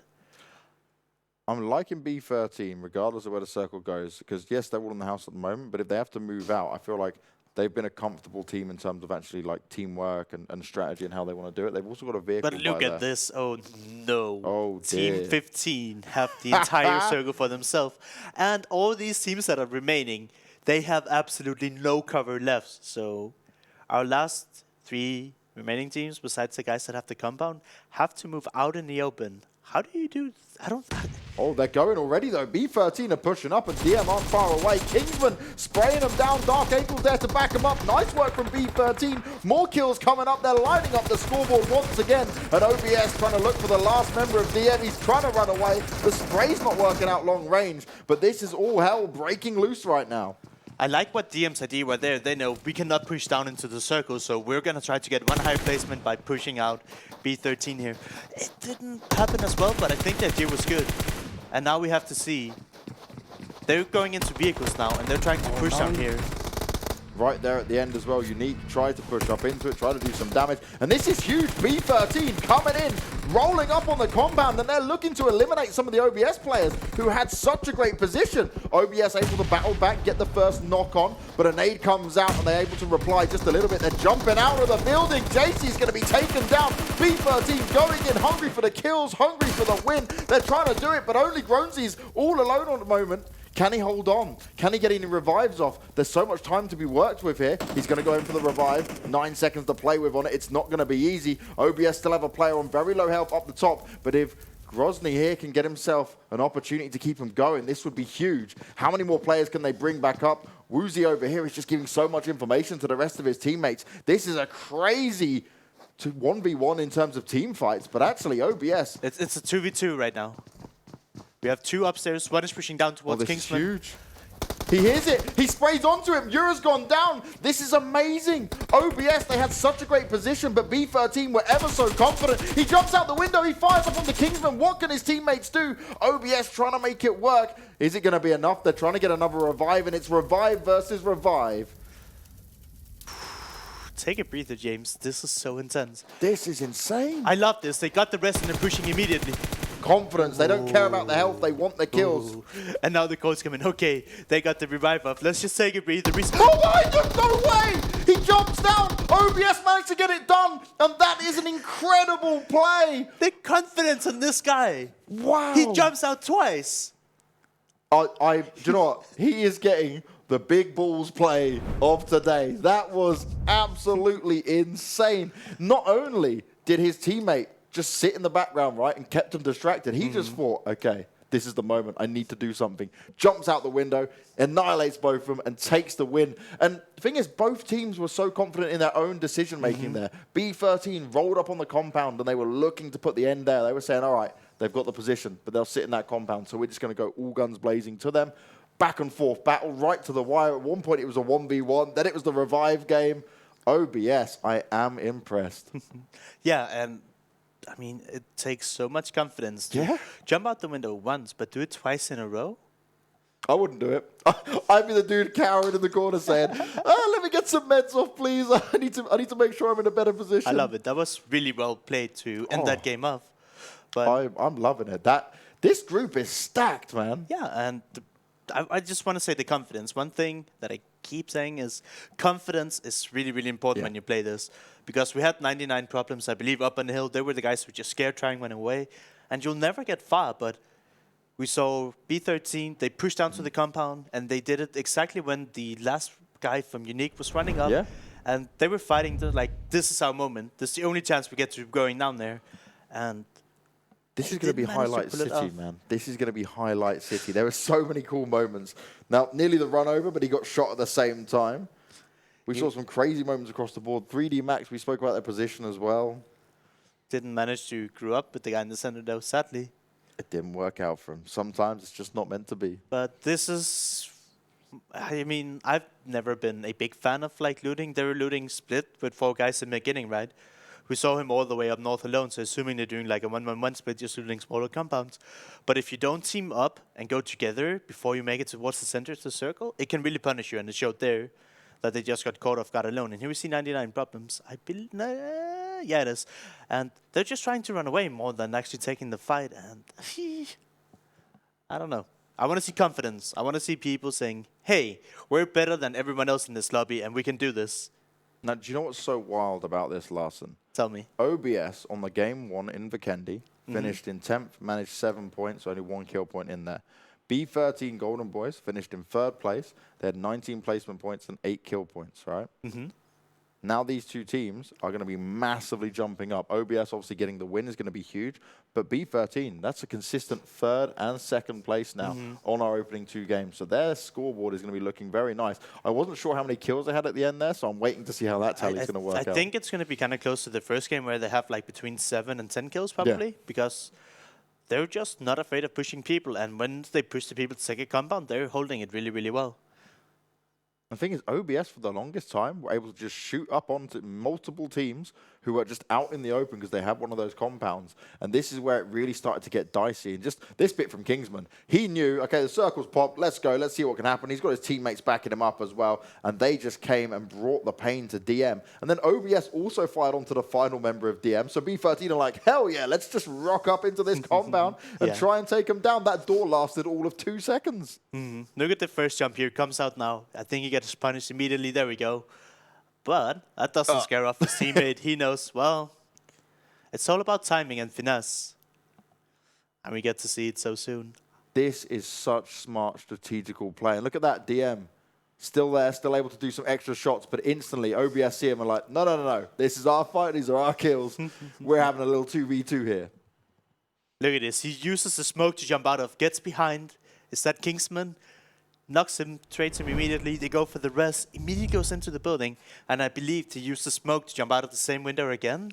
And to close out the game. What a game to have Miramar. I am loving life right now. That was the hype I expected, but my God, I did not expect it to come this quick. Like, to a game like that, and here we have the points, and this is how it's going to work out. So, okay, you were very right there in terms of kills for B13. So, there we go. We've got OBS, TPP, 30 placement points, 10 kill points, 40 points in total. B13, they walk away with 31. DM Storm with 29, which is very respectful there. That's going to work out nicely for them because their first game, they finished in 14th place with only 2 points. Magic still within the top 6, so it's respectable. They should be able to hold on to those good standings. White Pulse, they're within it as well. Team Unique being consistent again. So we're already starting to see some front runners here for Group C and D. Yeah, but the sad thing to see is, like you said, Magic, Unique, they're only holding on to 16 points. I mean, it's better than no points, but it's not a lot.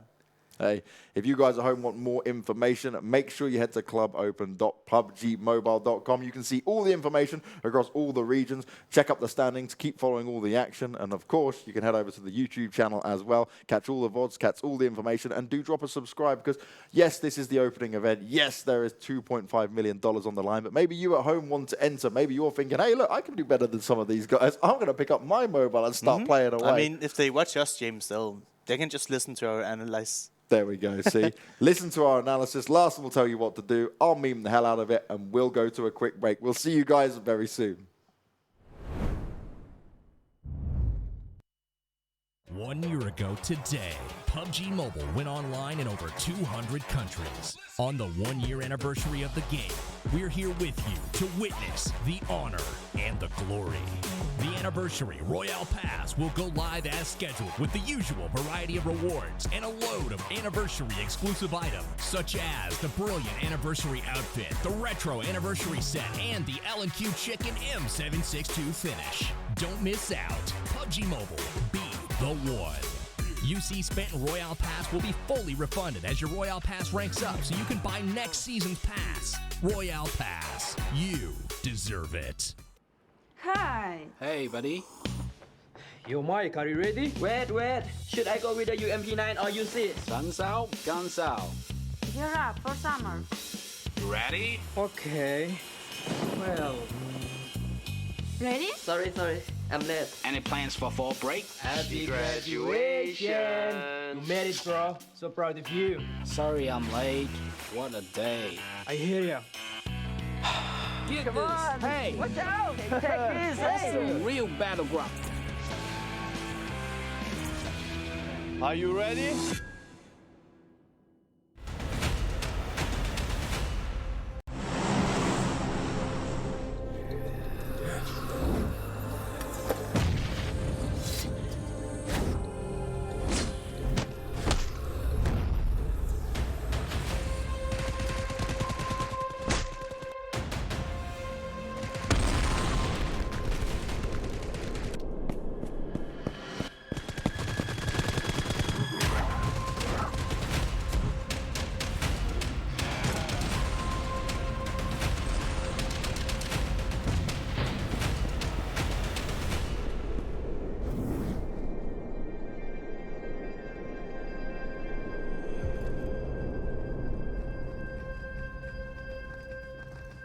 Do you play PUBG Mobile?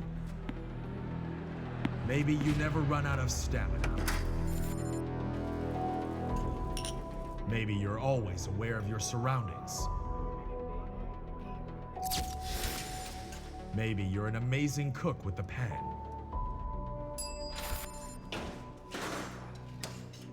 Maybe you're a great driver. But as soon as you hear the sound of an airplane,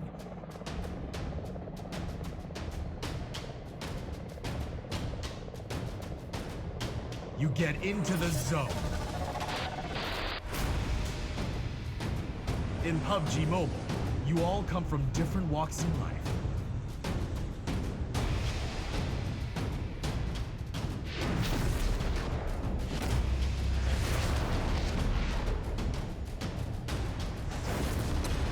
But you face the same dangers on the battleground.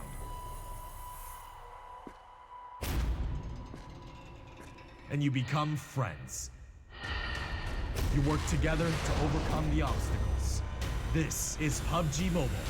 There's a number one in all of us. Welcome to the PUBG Mobile first anniversary party.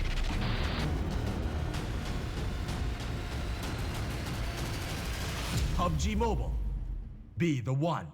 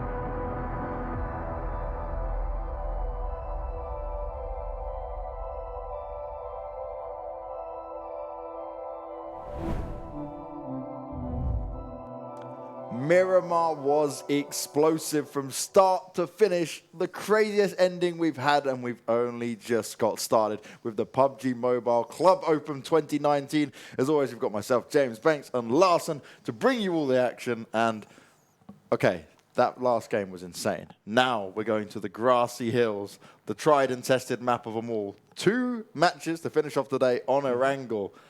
And I'm still in this moment where I'm like, come on, baby, give me some more. But if you want some more, you can head over to the website below to see all the information on everything Club open. And in terms of PUBG Mobile Esports for 2019, $2.5 million on the line. 300 teams competing from all over the world. There's even a wildcard region for any of the regions that are not covered. You can follow all the action and subscribe to the YouTube channel as well to make sure you don't miss any of it. And if we get any more moments like that, I wouldn't want to miss it either.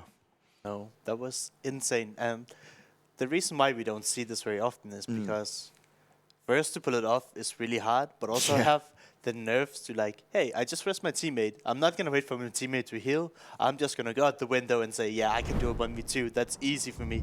You don't have a lot of people like that, and it's so amazing when you actually get to see it. The element of surprise, right? Here we are, though. Back to Erangel. I mean, it's my favorite map. I hope it's your favorite map, James. It's just the map that started it all. Oh, yes. So this is the thing, right? Like I said to you, I literally only played Miramar and Erangel. They're my two go-to maps, so I just played over and over again. I only just started now because of this, start playing Vikendi. And I still, that's just my thing is, my first games always on Erangel. I always love playing it. It's like, when new maps are introduced, it's not like I'm against the new maps, but it just holds a spot in my heart where I go, Erangel, I love you so. There's just something magic about drumming in Vikendi, the military base, and for me in South Georgia, I don't know, I can just keep doing it again and again and again. And these teams that we have in this lobby here, I am sure that they have played way more Erangel than anything else. Yeah. And this is really where you see experience, I hope, come into play, and you will see maybe some of the same teams that have been doing Vikendi and over, but some teams are just really good on one map, and Erangel should be where you can pull it off if you're a team that have played together for a long time and you're really confident and just really have good teamwork and stuff. You can pull some crazy things off on Erangel. And what I do like the most about this map is I feel like it's really well balanced in the sense that the compounds, they're okay, but they're not super overpowered. Here we see Ross taking a few shots onto, I believe, DMR? CRM. CRM. CRM. But no, what I think about Erangel is that it has a really good balance of nice cover in just the nature. It has good buildings to play from, but the terrain is just really well suited that you can rotate around. So if you like the strategic aspect of it, it's really, really convenient to just travel around, go find a ditch, go find a rock, or end up in a city that you like. And I really like that. Here, Saki, not my favorite sound. I mean, the plane was good for it. We started up in the north. It went straight across in the top of the north, from west to east, but not my go-to place. Yeah, I'll be similar to you on that. Like, I'm more of a hot dropper. I'll go in for some school plays. I'll go in for some craziness. I'm not looking to play the survival game. I'm looking to just be coming in, fighting off money team. But this is the way it should be played, right? We see a bit of a split. We see teams not contesting early on. There's plenty of room on a map like Erangel for everyone to play in. But this could be interesting. Can he spray him down in time? PSK, he sees what's going on. He hears it all. He takes a few shots, but then he realizes this might be harder than it looks. Tries to get it long distance, sprays a fair few bullets out, but nothing will connect. And they'll just continue to drive on as TQ, at least for now, will stay alive. The question is, where are they heading to next? 4 in a vehicle is always a scary prospect, and you know how much I hate it, Larson. Now, we somehow haven't seen one team get splattered apart. They need to be careful. There's another CRM player here. Oh, and they're going to roll up on it? No. Oh, God. And now he's come out. He's like, yep, I see you guys. I see what's going on here. And I love that pumpkin head. What about the AK? It's you've seen the adverts before the show. It's a chicken AK. Oh my goodness. I want the chicken AK now. I got to go ahead and get that, man. The chicken AK looks awesome. Now, one thing, right? Like, we are literally, it's our job to commentate the game. We do not have to sit here and praise everything about PUBG Mobile. But for a mobile game, it looks so damn beautiful. And we have the best skins going. Like, the skins are just so lit, man. Yeah, and I don't know if I'm the only one here that just, like, skins defeat me. I'm just like, hey, I know I maybe have 100 pieces of clothing and skins for my weapons, but look at those new ones. They look pretty good. That's cool. Do you know what? Whenever the new skins are released, I sit there and I'm like, oh, okay, that's really cool. And then I'm like, but wait a second, there might be one that comes out even cooler. Because I like to be a bit more reserved in my spending. I'm not a big spender like you. I didn't win hundreds of thousands. But no, I'm just saying. Neither, I'm afraid. Larson, you can get back to it if you want, or you can just enjoy commentary live with me. James, the difference between me and you have a family, you have a kid. I just live on my own. I have less expenses, so... There you go. That's why you can do it. Okay, so Larson, you can buy 2 skins each time, and you can just give one to me. I'll be your son, and you can provide for me. See? And that's why I wear the red panties for you. It all works out. Here we see, yesterday we had 3-4 teams in Yasnaya. These guys, they're here alone. I love Yasnaya. If you like loot, places like Georgia Pool, Yasnaya, whenever you're alone, you know, yeah, we're not going to miss anything this game. Here we see Unique. I would have thought we would see more from them. They haven't been quiet, but they just haven't been able to close it out. Yeah. And I mean, being big and loud and getting a few kills doesn't close it up to get the big finishes that they need if they want to prove that they're one of the best teams in Europe. 99 problems. I think that's the most bullets I've seen them shoot thus far in the tournament.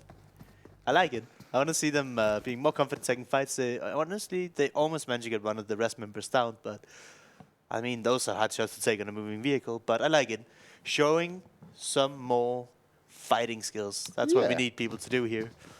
A bit of that scare tactic in there as well, like stay the hell away from us. But even though it's very, very placement heavy, you will not get good placements if you cannot win the fights. Exactly. The best way to get higher placement is just by eliminating other teams. And that's the thing, just turtling up and staying hidden the entire time is not going to get you the wins, right? You can't just be passive the entire time. Yes, it might work every now and again, but eventually you got to step outside. And when you do, there's going to be a bunch of players with guns up in your face saying, now it's time to fight. Yeah, and we see here Magic. They've been doing really good, I would say. The first game they won. Yep. The second game they did their best to survive. I believe they got a top 5 finish. It was either 5th or 6th place. And right now, something I haven't seen enough of teams do. I mean, we're 7 minutes into the game. I wouldn't call that super early. But they've decided to go for a center position. And I don't think enough teams puts enough impetus into like trying to rotate early. At least from my point of view is, I know you don't need that much loot to close out a game. Yeah. It's not like a public game where you like, I mean, I might as well just loot for 10 minutes because otherwise I won't run into people. And, you know, here, these kind of players that are playing at these kind of tournaments, like, if they get a red dot, they can probably close the game out with that. They don't always need the 6 times, the 8 times, or the 4 times. And maybe even if just 2 players has a 4 times, you're just like, yeah, okay. That's probably enough if we have like 2 first aids, maybe a smoke grenade and grenade and a little over 100 bullets. I mean, then that's actually more than enough for most players to just close out a game. You don't need that much unless you're the type of guy who just wants to shoot 300 bullets at vehicles and say, hey guys, I'm useful. I can do something. I'm scaring them away. We're nearly 8 minutes into this. Not a single kill gone down yet. Plenty of shots fired though, vehicles passing by. Magic starting to make their way out, and they've got multiple vehicles to do it in, as F2F. Falling, taking a lot of damage opening here. 99 problems trying to take down these vehicles, trying to make it work. Needs to be able to land some of these shots here.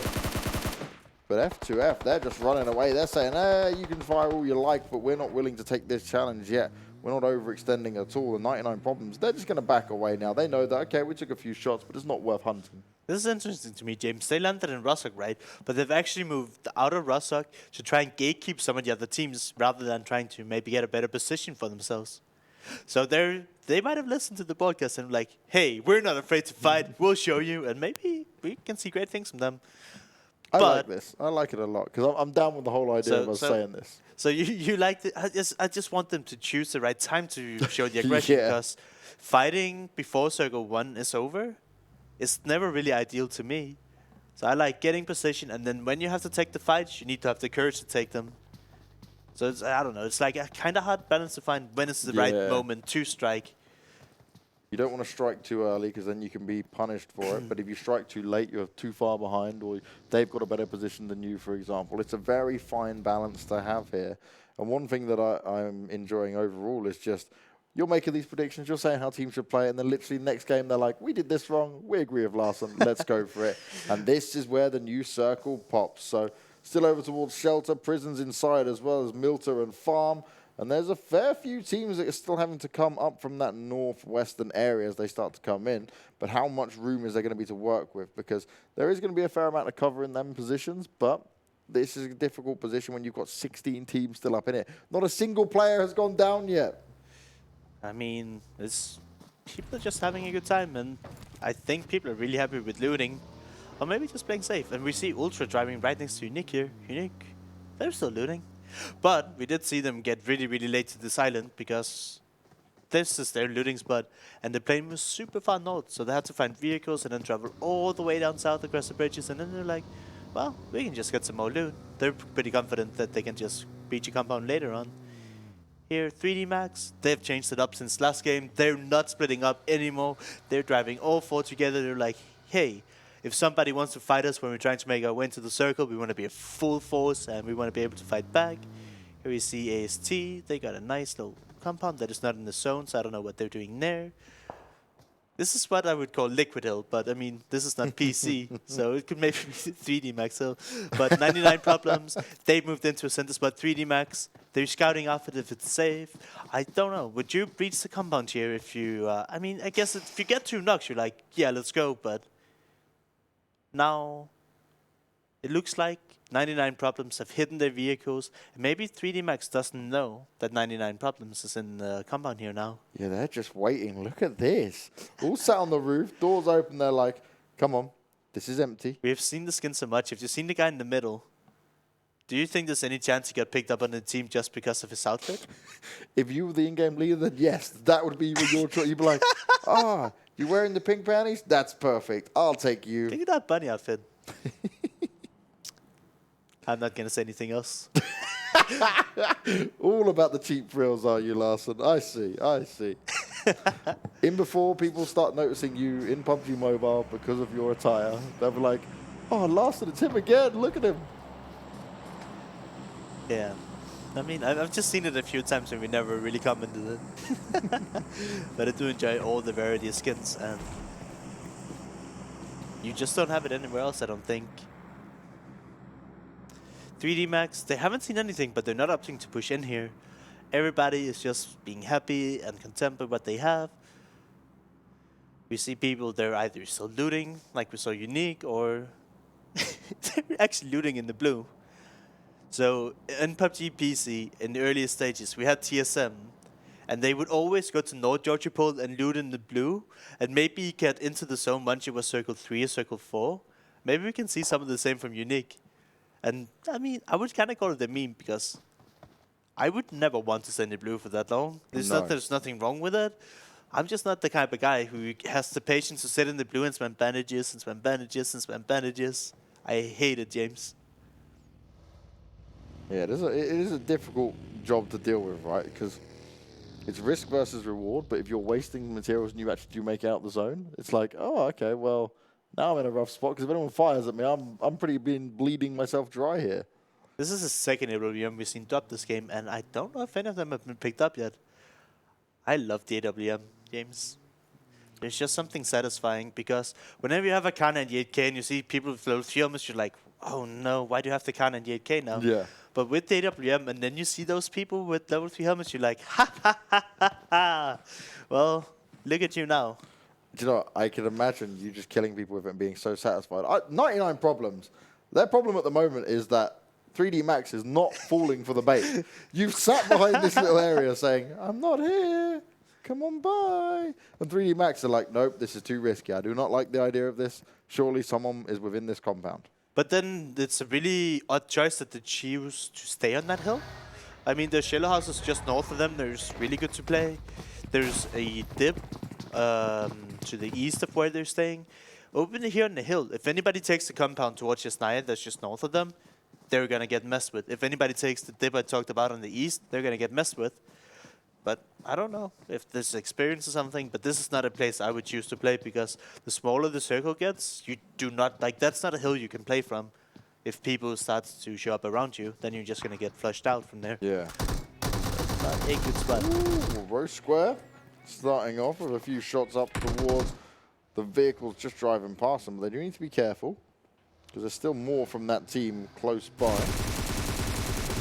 CRM doing the same as well. It's just vehicle spray downs trying to happen, but shots aren't quite connecting just yet. But like we mentioned, it's not the most important part to connect those shots. It's like you don't want to get reached. You're like, this is my compound, stay away. Stay back. Because We've got this. otherwise you would be seeing people waiting to have people drive into their compound and then they would open fire. That's honestly so fun to do sometimes. Have you ever just like went inside a compound, might not have any vehicles, just sat in a corner, wait for full team to run in, and then blah blah. Yeah, just literally launch an assault of stay the hell away from me. Now OBS, our previous winners, they've taken an interesting decision here. Proned up and ready, hiding behind the trees. It's like they're waiting for a team to jump out. They just pop up and say, nope, all game over. And we will get another elimination come in. FTF. F2F even, sorry. Trying to take down a Asterion there. And like we see here, Wasquare, they take this compound and now 3D Max have to move, which you can kind of see in the minimap that they've moved off the hill and went a little bit more east towards the dip that I was talking about. But I would have liked to see them maybe have taken the compound just with 2 guys, and then you can play really loud to scare other people away from taking it, because now they're going to have to deal with this new team in the compound, and that is very annoying. So when we look at the circle, where is it going to go? Doom, doom, doom, doom. Ooh, it went towards the apartments. And JK and what I call square compound, which is basically at the bottom left of your screen.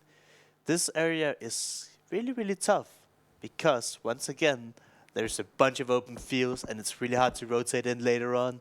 So unless you have a compound here, the center of the circle is just surrounded by the 2 compounds. The one I call JK and the one with the square compound. It's a weird name, but it's 2 big red double stories and then 2 one stories in there. Oh, yeah. And it's like fenced in a square formation. And just everything between all these apartments and the 2 compounds, there's not a lot of playable area because you will just get destroyed by these buildings. So seeing if people are up to push into compounds or play the hillside, we don't know. But I guess we're about to find out. 16 minutes in, we've still got 16 teams remaining. 3D Max going to find one player knocked down there by the Ultra lads. They haven't got much health at all. This is not good for 3D Max. Only Sharp remains. Shots coming in there, and this could be difficult. They could be going out early on. OBS will thrown down. There's a team just rolling up on them at the same time. This is all of a sudden kicking off all around a similar area. And SPK, he's like, okay, what can I do some long distance damage potentially here? I've got a rock to find some cover. Sprays out onto the first play, but whiffs a lot of shots there. And if you look at the minimap here, Unique's teammate is just behind him on the hill, and they're coming down on towards PSK here. So he's trying to take out one of the Unique's members, but they're getting so close up behind him. This is where you get closed in and you think, okay, now I've bit off a little bit more than I can chew. Smoke's going to have to try and provide some cover, but F2F, they join the fight and they take a couple of kills. Unique also hanging around, providing that backup for their teammates. This is all kicking off once again. Yeah, and Unique, a team we would like to see more for. They're hanging in on bare threads here. But they managed to keep all 4 people alive. They get a few kills under the belt. And they're good for now. OBS, our last game winners, they're laying low. This is going to be rough. If this circle goes anywhere where and they have to cross across the street and go further west, it's so tough. Unless you can create a big smoke wall or you have some vehicles to reach a compound with, there's not a lot of options for you. We see Magic here, driving in the open. I call this the Alamo. They managed to get into a dip towards the volcano, but we see Team 6 on top of the volcano. It's so hard to find any respite and like just a break to stop somewhere you can actually stay. This circle is really, really punishing. But somehow... Bro God Lord is sat there saying, get the hell away from me. Stay back. We've got this spot. And there's just so many teams driving around in vehicles saying, can we get this space? Oh, nope. Can we get this space? Nope. OBS. Okay, yes, they're out in the open, but at least they're not having to contest for area just yet. But look at that. OBS, Magic, and Rusker now. They're so close to each other. And I believe Rusker is just getting bombarded by bullets from the guys in the compound over there.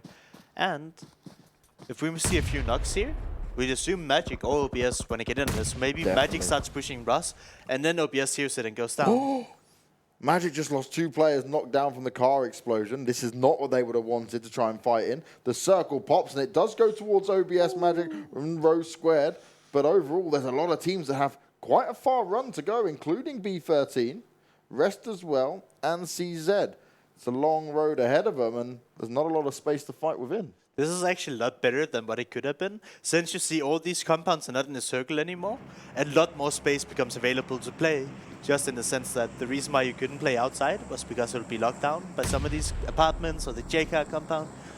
But if teams manage to make it in, this is going to be a really, really fun ending to play and watch. We see Rest here, they're having none of it. They're trying to clean out AST. So far, Rest is ahead. They managed to knock 2 of them, and they might get control of the apartments here. Asterix is resting though inside the app, but with 2 knocks, it's a really good time to escape. If they were to just try and get in the vehicles and drive without getting the knocks, there's no way in hell they would have gotten out of the apartments. Up on the cell side, we see White Poles and Ultra fighting, trading back and forth, getting the revives up. It's just such a tough spot to be in. Good nades coming out from Ultra.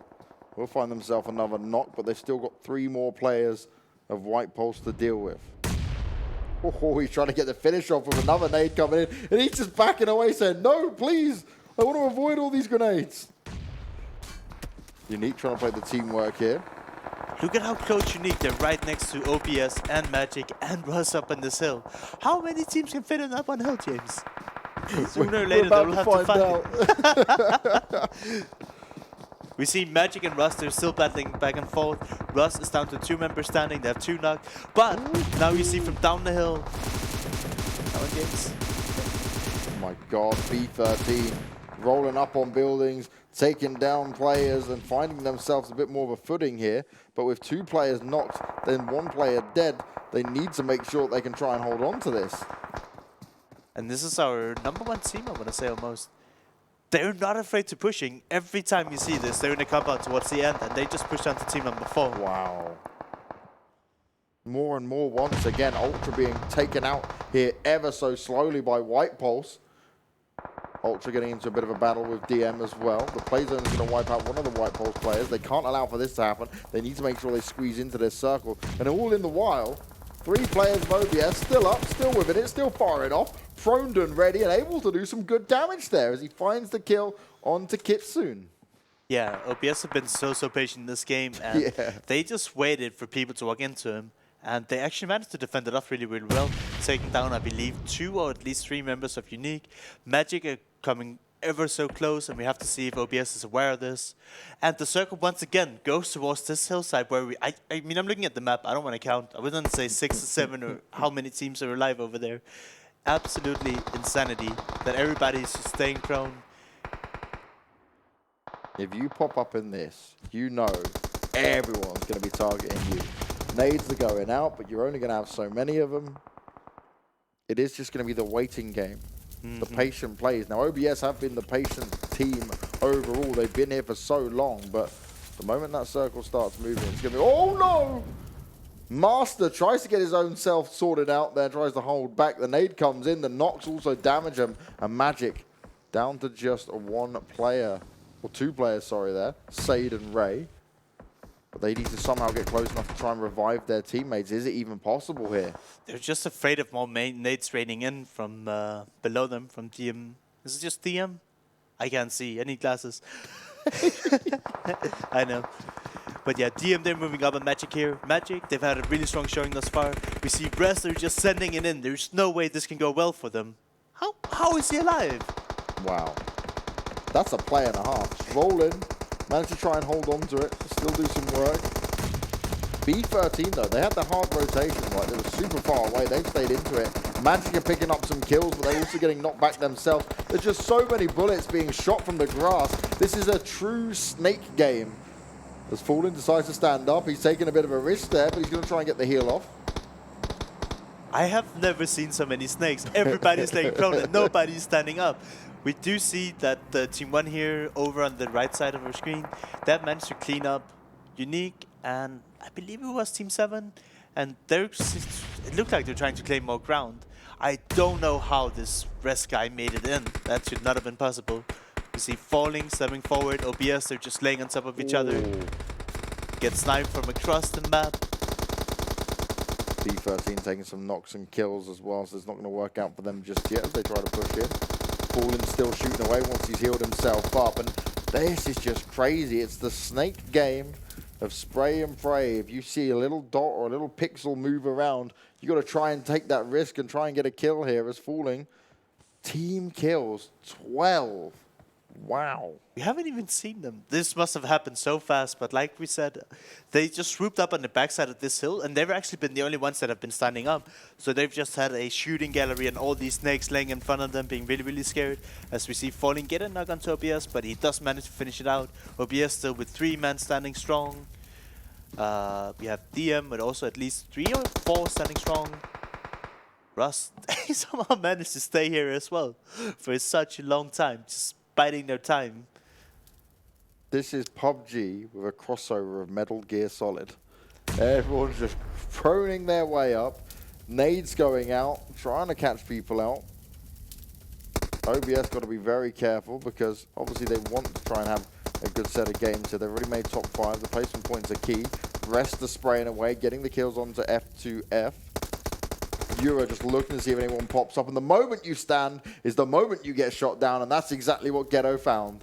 He pops up, thinks, hey, what's going on? Uh-oh. He got 2 knocks. And, well, he saw there was 2 knocks and he wanted to try and finish it out. But right now, the snake's staying alive. And everybody else is falling apart. As soon as you stand up, everybody can see you. And you will be shot. I just wondered how many of these guys are going to say, I'm a snake. Follow me. I'm a snake. That's what I like. That's what comes to my mind when I see this many snakes next to each other. It's like when you're in the lobby of a PUBG game and you try to get everybody to follow you in a snake. It's like, come on, let's go. Look at that. Is F2F Falling run out of meds? No, there we go. He's putting the meds back on. He was just start moving around on really low health. Super risky. Making sure they're getting into the zone before they pop the meds. The Blues moving in right now, I believe. You know, playing it safe. Hugging each other, singing, I'm a snake, follow me. Now, if you're OBS, you're playing this very smart. They are doing the follow me tactic because look at them all moving together. They're trying to clear out the area. And you look at them, they're all facing different directions as they're doing it. So they're keeping their eyes peeled no matter where to ensure that, okay, is there anyone close by that we haven't quite spotted out yet?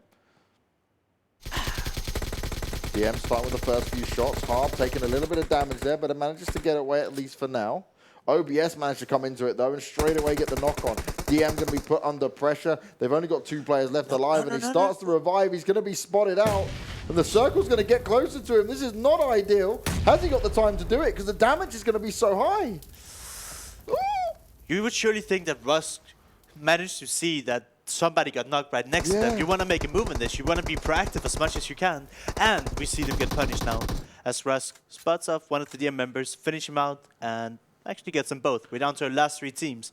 3v3v3. This would be incredible because OBS are looking for 2 wins now. But you, like, what I was going to be thinking here is Rusty cleared at the side. They should start standing up now, in my opinion, and try to take as much ground as possible. Shot still being fired. Falling. Low on health. Oh, he jumps up and Royce gets instantly taken down. Ura's the next to fall. F2F looking to secure all the damage. JC needs to revive his teammate. Knows it's going to be very impactful if he can get this up. But it's going to be so difficult to fight off here. I don't think... Oh, he has a smoke, so he's going to try and get him up. But like I said, if you're Rust, you're hearing these shots. You want to advance. There's just been a knock and a finish and another knock. And you're going to be like, this is your time to move. They can't play this scared. This is not how you win games, Rosk. Wait, he decided not to rest in the smoke? Oh, he got the rest off. Oh, thank God. So, OBS managed to get one up. We see all these smokes being popped. We're down to our final circle. It's going to close in very, very soon. And everybody is okay. We're just waiting it out. And we see here, F2F, 14 kills. It's impressive. That's a lot of kills. That on top of the placement points is going to help them skyrocket up this leaderboard. I don't think they've had the best day thus far today, so showing up now is really, really important for them. OBS under pressure once again. F2F unrelenting with the shots being fired off. We'll even have the time now to get him back up. Not going to happen. Fakadem, he's ready and waiting. And now JC all alone. F2F, how do they approach this? Rose Square still very close to that circle, which means damage can start coming their way. They're going to have to continue to snake forward, but they need to act as a unit. They need to be able to deal the damage. Now, JC's jumped up. What's he planning to do here? The molly's going down on the ground in front of him, but he didn't get shot at. How has he managed to stay up and alive with it? JC might be spotted out by Harb, though. Harb getting ever so close. They're waiting for it. They're looking for it. Fallen's the next to go down. And oh, JC's out of it. OBS out. And now only Rose Square and F2F remain. 2 versus 3, though, and Rose Square could be stepping up when it's required. I mean, Rose Square has the advantage here. They have a tree, they have a cover, and we see them standing up by the tree. Harps managed to take down Vikendi, and now it's just down to Vloldig. And What? He was just chilling at the end, sat there and saying, all right, I've probably not got this. Didn't want to try and fight it out. Maybe lagged out, maybe gave up, you never know. But either way, Rose Square come in with the win, and that is an impressive win at that. Yes, it was a snake game. Yes, it wasn't as action-packed as what we saw at Miramar, but sometimes that's just the way it goes. That's just the way it plays out. Yeah. And it's a game of he who dares wins, because if you're willing to take the risk and jump up, well, you saw what happens, you get shot down. So the patient players had to come into it. And you have to play this way. I mean, there is so much on the line. I'm going to keep saying it. These guys are playing for a share of $2.5 million. And in this region, we have 32 teams, and only 2 of these teams will be able to advance. So normally, you wouldn't see people proning, but when there's this much on the line and how much the placement points are worth, I think James loved this skin. I don't know. this is just the best bit, because, like, this was a game of patience in every sense of the word. Even that bit you just saw, the prone game, the snake game, how it all went down. Because they were like, come to us, 3D Max. Be baited in. And they were just waiting. We'll wait to hear the footsteps, and then we'll all do it. It'll be a 3-man attack. We've got this. And it just never happened. Yeah, but I'm curious how 3D Max didn't push on, because 99 Problems, they never showed themselves on top of that hill. True. Here, I mean, it's just going to be a bunch of snakes shooting at a bunch of snakes. Actually, F2F were the only ones that had the courage to stand up, and that's why they managed to rack up so many kills. Well, that's the thing. Fallen was stood behind that rock for a while, just poking up, throwing out some nades, trying to get some extra shots off, get some kills done. But his teammates were able to capitalize on all the information he was able to get out for him. Yeah. Unique, I mean, they're getting closer and closer, but they're just not finishing it out here. Magic as well. They survived in towards top 8, and then the pressure got applied to them. But what can you do? You like, look at how close he is to 2 other teams, and they're both shooting at him, and he managed to turn around and finish off one of the OBS guys, which is insane. He's like, I'm not going down without a fight. Someone's coming with me. Here we see all the pressure being applied from just F2F and OBS fighting for the longest time. Again, they're just trading back and forth. Arrow Square finally comes out of their cover. They clean up DM, and here we see F2F fighting OBS again and again and again. And I guess Arrow Square, they just had a little bit of cover towards the end. And they're probably also the healthiest, because they've just been hunkered down there for I don't know how long. But let's say, good way to do it. Just let everyone fight and just run out and close it in the end. Here, I don't really know what happened, but maybe it was like, all right, job done. 12 kills, 2nd place. He's like, we'll take it. It's not that bad. It's not the end of the world. I can deal with it. Why not? Sometimes that's just the way it goes. Now, Erangel was very different to what we've seen on any of the other maps, on any of the other matches, even from the previous group as well. Do we think that was more just down to where we ended up, right, and kind of more the open area? They decided this is probably the best way to play it. I don't know if it was the area alone. I feel like it was a lot of how the players played it, because the way I'm used to playing that area, it cannot house, how many, 8 teams on one hillside? Yeah, it was rough. But I mean, OBS, they were there first. They went prone. And then we saw on the other side of the hill, there was like 3 teams just laying prone. Which is like, I'm not really used to that. I mean, if people wasn't just going in, laying prone immediately, not willing to take any fights, then the game would have been a lot shorter. But, I mean, with this much on the line, you do whatever you can to survive. Do what it takes to make that money and rack yourself up some extra points. Don't forget to subscribe to the YouTube channel, please. Guys, if you're looking to catch all the PUBG mobile content. And I've got to say, right, I've been jumping in chat on Twitch chat, and we've been talking. Me and Lars have been saying things to you guys. You are an awesome community, stepping up and watching and taking a look at what's been going on here. So thank you so much for all of the kind words and all the stuff you guys are doing. But do make sure you do support the club open, because not only do I want to see this 2.5 million, I want to see even more money thrown at this and more events come come up. But what we are going to look at now is the results from match 7, our third match of today. We've got one more coming your way, and Ross Square and face-to-face, F2F, joining up on 37 points purely because of such a monstrous kill game coming out from face-to-face. And that's what we like to see. People not being afraid to take fights and almost closing out the game. I mean, they're just like, it's so hard to come out of fighting thus many people and staying in the late game, having 3 alive and closing them out. But getting all these kills and getting this far into the game is what we want to see, and that is how you win tournaments. And this is what's crazy, right? Face-to-face have now lived up to their name. They've said, all right, we had a couple of awkward starts. We weren't playing up to our best, but it was time for us to deliver the face-to-face action, and that's what we got because they brought in all the kills. It's time for us to go to a break. As always, guys, make sure you get yourself some hydration, refresh, get yourself ready. We've got one more game coming your way, and honestly, with how hype it's been, I could be commentating another 4 after this as well and be completely fine. But stick with us because the last game's coming your way.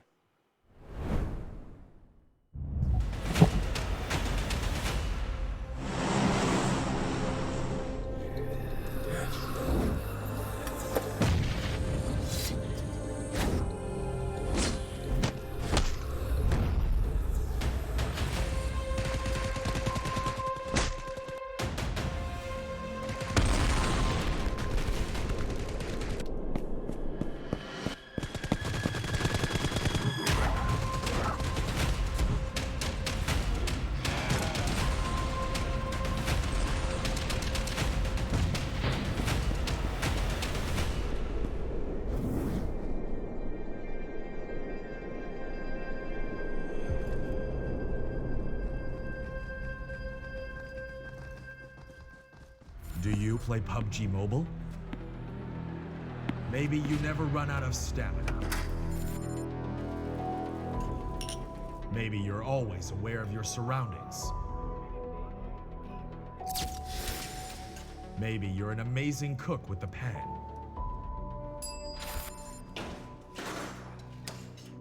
Maybe you're a great driver. But as soon as you hear the sound of an airplane,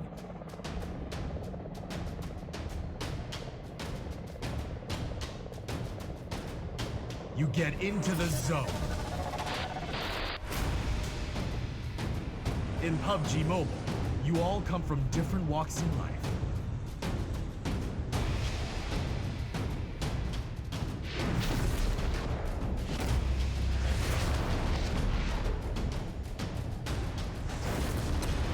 But you face the same dangers on the battleground.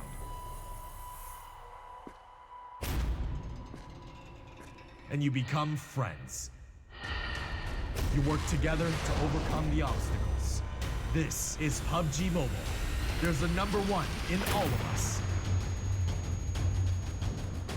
Welcome to the PUBG Mobile first anniversary party.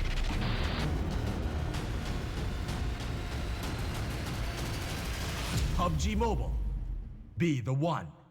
1 year ago today, PUBG Mobile went online in over 200 countries. On the 1 year anniversary of the game, we're here with you to witness the honor and the glory. The anniversary Royale Pass will go live as scheduled with the usual variety of rewards and a load of anniversary exclusive items, such as the brilliant anniversary outfit, the retro anniversary set, and the L&Q Chicken M762 finish. Don't miss out. PUBG Mobile, be the one. UC spent in Royale Pass will be fully refunded as your Royale Pass ranks up, so you can buy next season's pass. Royale Pass, you deserve it. Royale Pass Season 6 is here. This season's theme is 1 year anniversary of PUBG Mobile, with lots of rare items. We've also added lots of more realistic and hardcore items to your Royale Pass rewards. Turn yourself into an elite soldier. UC spent in Royale Pass will be fully refunded as your Royale Pass ranks up, so you can buy next season's pass. Royale Pass. Ha! Gotcha. Royale Pass. You deserve it. Hi. Hey, buddy. Yo, Mike, are you ready? Wait. Should I go with the UMP9 or use it? Sun's out, guns out. Gear up for summer. Ready? Okay. Well, Ready? sorry. I'm Ned. Any plans for fall break? Happy graduation! You made it, bro. So proud of you. Sorry I'm late. What a day. I hear ya. Get Come this. on! Hey! Watch out! Take this! That's Hey! a real battleground. Are you ready? Zombie, Darkest Night, the newest mode in the zombie universe, is here. This time, the rules are different.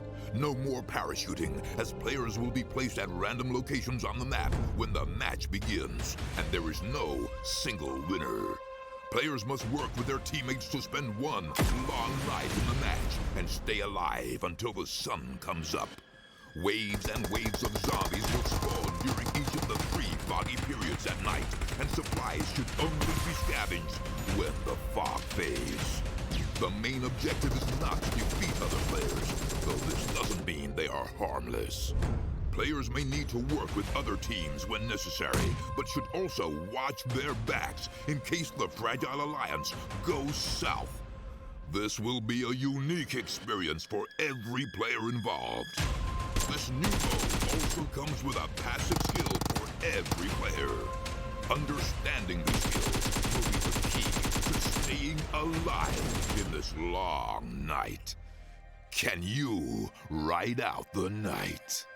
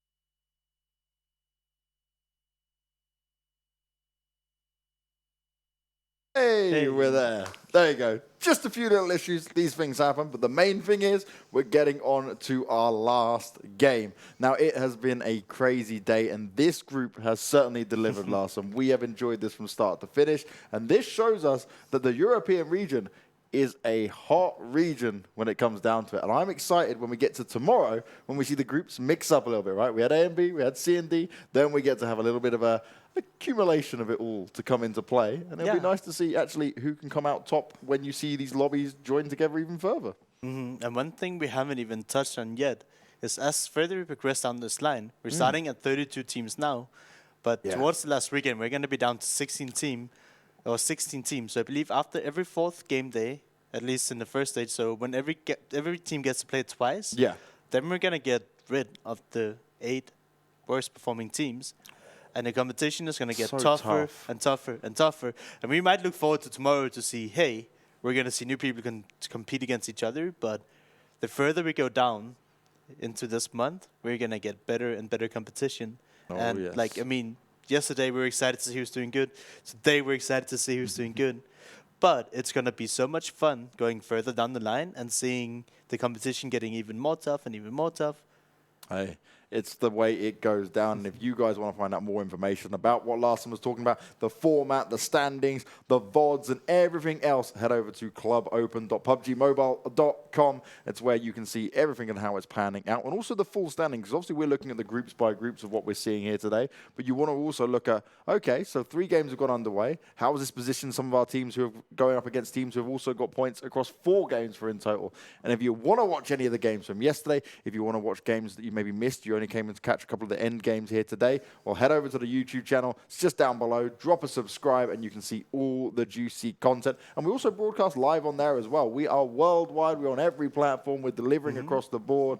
And thank you, every single one of you guys, for joining us, because it is much appreciated, as this is more than just an amazing open so far. This is what a lot of these players, we're talking to certain players right now. We're starting to get a feel for it in that sense. And you can see straight away that there's a lot of hard work and practice that's gone on to this on the mobile platform. And I guess when you look at it, you think, okay, look, we've got our scene, we've got our community, and then PUBG Corp just dropped 2.5 mil on it. You're like, okay, I'm living the dream now, baby. I made the right choice. And it's also really important to point out how much work that actually goes into this. Yeah. Because you can see those teams that have been performing, they're consistent.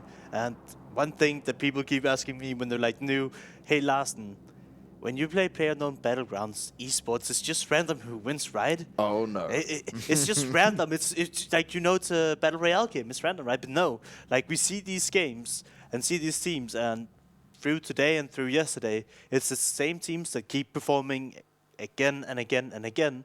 And more often than not, if they do good in one game, you'll see them in some 5 in at least 1 of the 2 other games. Now, will we get our first military-based team? Because out of all the Erangel games, we've not seen anyone go military. We've seen a Novo team. We've seen Zaki, which is where face-to-face are going again. But will someone decide, hey, look, I want to jump into military? I want to see a military circle. Oh, you sold me. Can you imagine the Blitz camp and everybody trying to cross in panic? Especially if you're face-to-face, you're opting to go up to Zaki. If it comes to military circle now, they're going to hate you forever, man. Oh, no. And it worked out in their favor. Now they go, oh, we'll just sit in Zaki for a while. No problem. Just chilling. I just wanted a military circle. We got plenty more Erangel games coming over the next few weeks, so maybe you'll get one, mate. Maybe it'll happen. And I like them as well. I like the military circles where you only have like 1 or 2 teams jump it. And Ultra, here we go. They're going to military. Rest obviously Novo again. But what I love is when we get a military circle and you see there's just like 2 teams, one that goes military, one that goes Novo. And then you see all the other teams and they're like, this is going to be rough. And then whoever gets to the bridge first, whoever decides they're going to push over, like you said, can camp it, deal some serious damage, be a real nuisance to any teams coming through. Now it creates so much fun moments. One thing I actually wanted to point out was that Unique, they, like the last airplane was really, really far north, and they opted to go all the way down to the military island, and they were the ones who looted Novo. But now I saw them jump around Vikendi. I don't know if they're fighting Vikendi with other teams. Yeah. But when the play was good for Novo, they didn't go there. The last game, it was bloody awful for going down there, and they opted to go down there. That's interesting. 3D Max. Now, we spoke about them. They're representing an organization, a prestigious organization across multiple esports games. and they've not had the easiest ride. They're now going up against DM, who's close by. OBS also right near Magic. This is not what you want. Edura's taken some heavy damage as well. He's got to be careful. How do they even try and react to this? Yura's being pushed. He could be going down early on here. Yura starts off onto Fear. They didn't expect him to be holding that position, but how much more can he get done? His teammates come to try back him up, and now all of OBS are getting involved. This is crazy. An early fight between two of the heavy contenders for the top placement points here. And Yura, he's biding his time so well here. Very good movement, good understanding of how this is working out. His teammates have had all the time to fight into it. Ray's there shooting away. Does manage to get one knock. They need to finish him off. They're chasing him down. And finally, OBS get the job done. I wonder how this happens. Do you think this is a strategic play and they're like, hey, we want to be the #1 seed? Yeah. They're like, hey, Magic, you like that top spot? It's ours. I respect that, and I love seeing that. And, I mean, this is something we haven't seen a lot in PUBG Esports before, but just because of how point-heavy the placements are, this is the only way you can really deny points from other teams. Is like trying to just eliminate as many players as you can from that team early on so they can't get very far into the game. Like we saw there, Magic had at max 2 alive. The one guy we saw near that just ran away with barely anything and no life left on him. I do not want to be him, that's for sure. OBS, they delivered a whole world of hurt. It looks like Jay Say is trying to have a look around. He's like, okay, where might this guy be hiding? They're maneuvering away from Master, but if he stands up, he could easily be spotted. He's quite in an open area, so he just needs to bide his time a little bit more and try and act carefully. But regardless now for him, staying alive is the ultimate goal, but this is going to be so difficult still with 61 players and 16 teams alive. Yeah, and I saw that OBS had 3 kills, so Master is the last man standing, and he does have a lot to fight with, and he has to find loot and make his way into the circle. So, I mean, respect to OBS for saying, yeah, we got this, we can take them on. And here we see in Lipovka, straight, like, as far away you can get from the circle pretty much as Lipovka at this point. And Russ Square is meeting up with AST. Jelle is holding the angle, but it looks like Arrow Square is aware of it.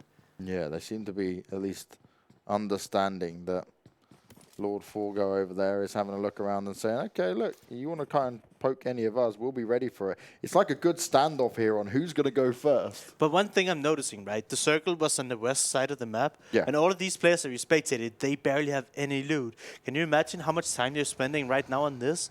Not having any loot, and they need to make it across the entire map to just even get inside the safe zone. Jelly taking some damage there, but they're firing off. We've also got Unique getting involved against CRM. Bit of a battle between these two straight off the gates, and CRM at least coming in with some backup. But Old Boy in a really nice spot there, getting it done from the hill. They did not expect him to push out, and now CRM heavily under pressure. How do you try and counter this? Because getting the revive up is going to be ever so difficult. Old Boy gets taken down by Sandro, but is that going to be able to be traded out very quickly here? Sandro is pushing forward. Unique have got to be able to deal with it, and that's exactly what they do. As long as they can now save Old Boy, they should have a good position to keep themselves going, because the rest of the CIM are still a little bit further away. Yeah, and they just went away from that fight. They don't want to have anything more of this. And good little fight from Unique. Yeah. But still, I mean, it looks like they have one US, and I don't think this is a great spot in the circle. It's going to be in the southeastern corner. But yeah, I don't think we've seen Unique being very center-heavy, so maybe they're happy with staying here.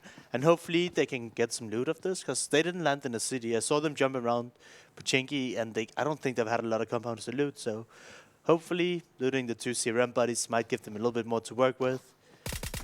Let's see. Yeah, look at that. He has 1 med kit, nothing else, not even a helmet to his name. Oh, he has 1 helmet now, but that's not what you want to have to begin a game with, in my opinion. No, that was a tough start, right? Because obviously, Old Boy was the one that pushed out. The rest of them held the compound on their own. Look at it. He only has 1 energy drink to his name right now. Dreams have been broken. But you never know if they can pick up a couple of extra kills, do a little bit more looting. They've got some time on their hands. They should hopefully be able to keep themselves going for it. But to my understanding, you might not quote me on this, but the way these standings works is in the first round, so in the first 4 days of gameplay where everybody meets each other, it's only the bottom 8 teams that get eliminated. Okay. So, I mean, Unique, they're especially over that threshold, but if these points continue on to the next group, then you want to rack up as many points as possible so you can stay safe. So You don't want to take that risk. I wouldn't be happy with like sitting below the top 8. Like, I mean, you want to be in the top 5 at least, in my opinion. And then you're like kind of happy and you know you're going to be safe. But if you're down at like, you know, around the 10th, the 12th spot and you're like starting to have a bad game, then this gets really, really worrying. Ultra once again, though. This time on to CRM, the rest of that team. They could be eliminating a team straight away off the bat here, single-handedly. Can they get it done? Push-up comes in. CRM go down. So Ultra, they hold their ground. They manage to get it done. CRM can't catch a break, running into multiple squads there. A well-held position and not too much damage done towards them. OBS, though. Okay, so they dealt with the first problem in Magic. Let Master walk away, so they killed 3 of them. Now, they're potentially going up against B13. It's so funny to see. It's always the same teams fighting again and again. They're like, hey guys, we're at the top. Let's have a little battle here. It's like, no, don't do it now. Do it to the end.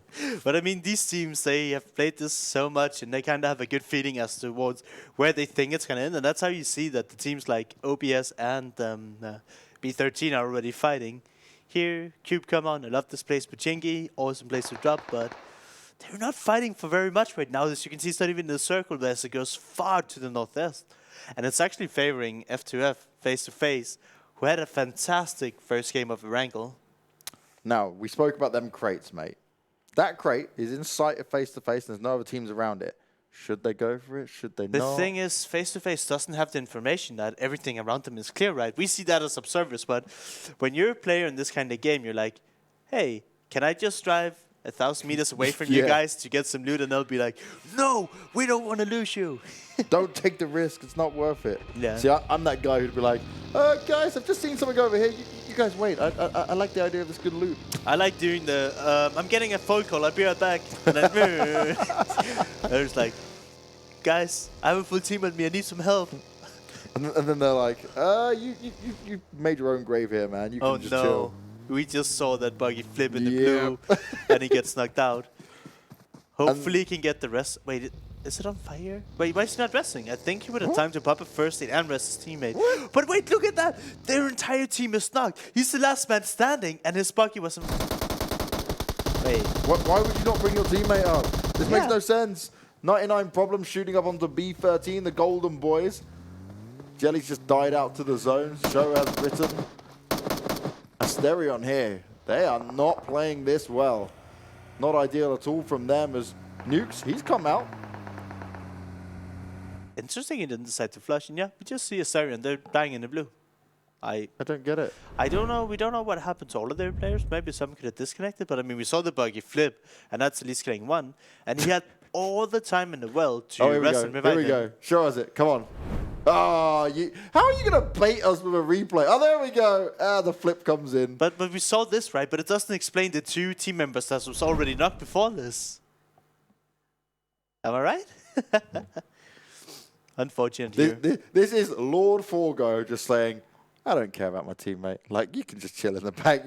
But I don't, okay, we're not heavily into circle damage. They can still stay alive. You could have easily revived him. I know maybe he was trying to save his teammates, but they died out anyway. So I can't comprehend the decision-making here. There's no way I can think this was a logical decision. I want to pull some bad meme and saying it was past their bedtime. So it's just like, we probably made it. Night. No, I don't know. That's not how you want to do it. And this is also another thing you do not want to do. Stay this long in Pachinki that the blue catches onto you. You just want to disengage, get into the zone, and actually try to progress further onto this tournament. There's no point in staying in Pachinki. Literally no reason. You're saying about going to bed, right? Back in my day when we were playing these tournaments and stuff, and my dad is in Twitch chat right now, and I would be told to go to bed, and I'd say, just let me finish this game, let me get there, and I'd sometimes be able to extend it. I wasn't playing for 2.5 million. If I turned around and said, I'm not going to bed yet, I'm potentially competing for $2.5 million here in terms of prize pool across a game that you guys know I play a lot of, please let me have just a few more minutes. I think parents could be like, you're probably going to make more money than we'd ever make in our lives. Maybe we should just allow you to play the game. That's what sensible parents would do. That's the kind of dad I would be. I was just trying to find some reason that maybe some people could agree with instead of saying they were trash. And they should get good and not die to the blue zone. But hey, James, thanks for bringing it down. Okay, Larson is firing shots, not in game anymore. I'm just kidding. You know me. I like it. The circle, I'll take it. The circle shifted far away from Georgia Pool. We're going to have a 50-50 circle split between the north side and the south side of the river that leads from Georgia Pool through Rostock all the way to Yasnaya. And as a player, it is so hard to play those kind of circles because we've been going over it. It's really nice to keep your vehicle so you can rotate, but you can't really, you have to make a gamble. Old boy gets run over. Rest is coming into this, firing away, and they're in a good position to do all the damage from Hospital here. Can they pick up any further kills? They're just looking out the windows, well aware of what's going on as teams roll on by them. Can't believe Unique got run over there. That nade! He's going for the full distance. Doesn't quite make it, but I respect the attempt. I'm not a grenade master, but that's further than you can throw. I'm Yeah, pretty it's sure. pretty good. He got his super arm out, he charged up, and he went, ooh. Wasn't quite a home run. I want you to show the viewers what you just showed me. Supercharger doing the helicopter? It's like some Dragon Ball style grenade throwing. I don't know where we were going with it. We should have like a mini cam for us at times when I do these crazy gestures. C-Set, they're pushing onto Ultra here. C-Set with Javan just getting 2 knocks already. Wow, good start from 3 them. knocks. Ultra under pressure. Ultra, this is not looking good for them. One player alive, and CZ, they're coming alive. They're ready to fight this off. Quickly jumping, very fast movement. Trying to spot out this last player. Going on the hunt. Oh, will he see him? He snaked out. Must have had an idea. Takes the shots onto him. Can't find the kill. Will he just go in for the finish off? Tries to keep his teammate up. Apo spraying back down. Apo managing to help it and make it work. And Ultra will be eliminated. CZ hanging on by the skin of their teeth there onto that final player. But luckily, the teamwork came in. The refrag was on point. Yeah. I always wonder, like, when I hold a compound, you want to make sure that people can't just drive up for free without getting any knocks. Yeah. And when Ultra lets C-Set go over to the compound with all 4 people alive when they arrive, it gets so much harder to defend the compound.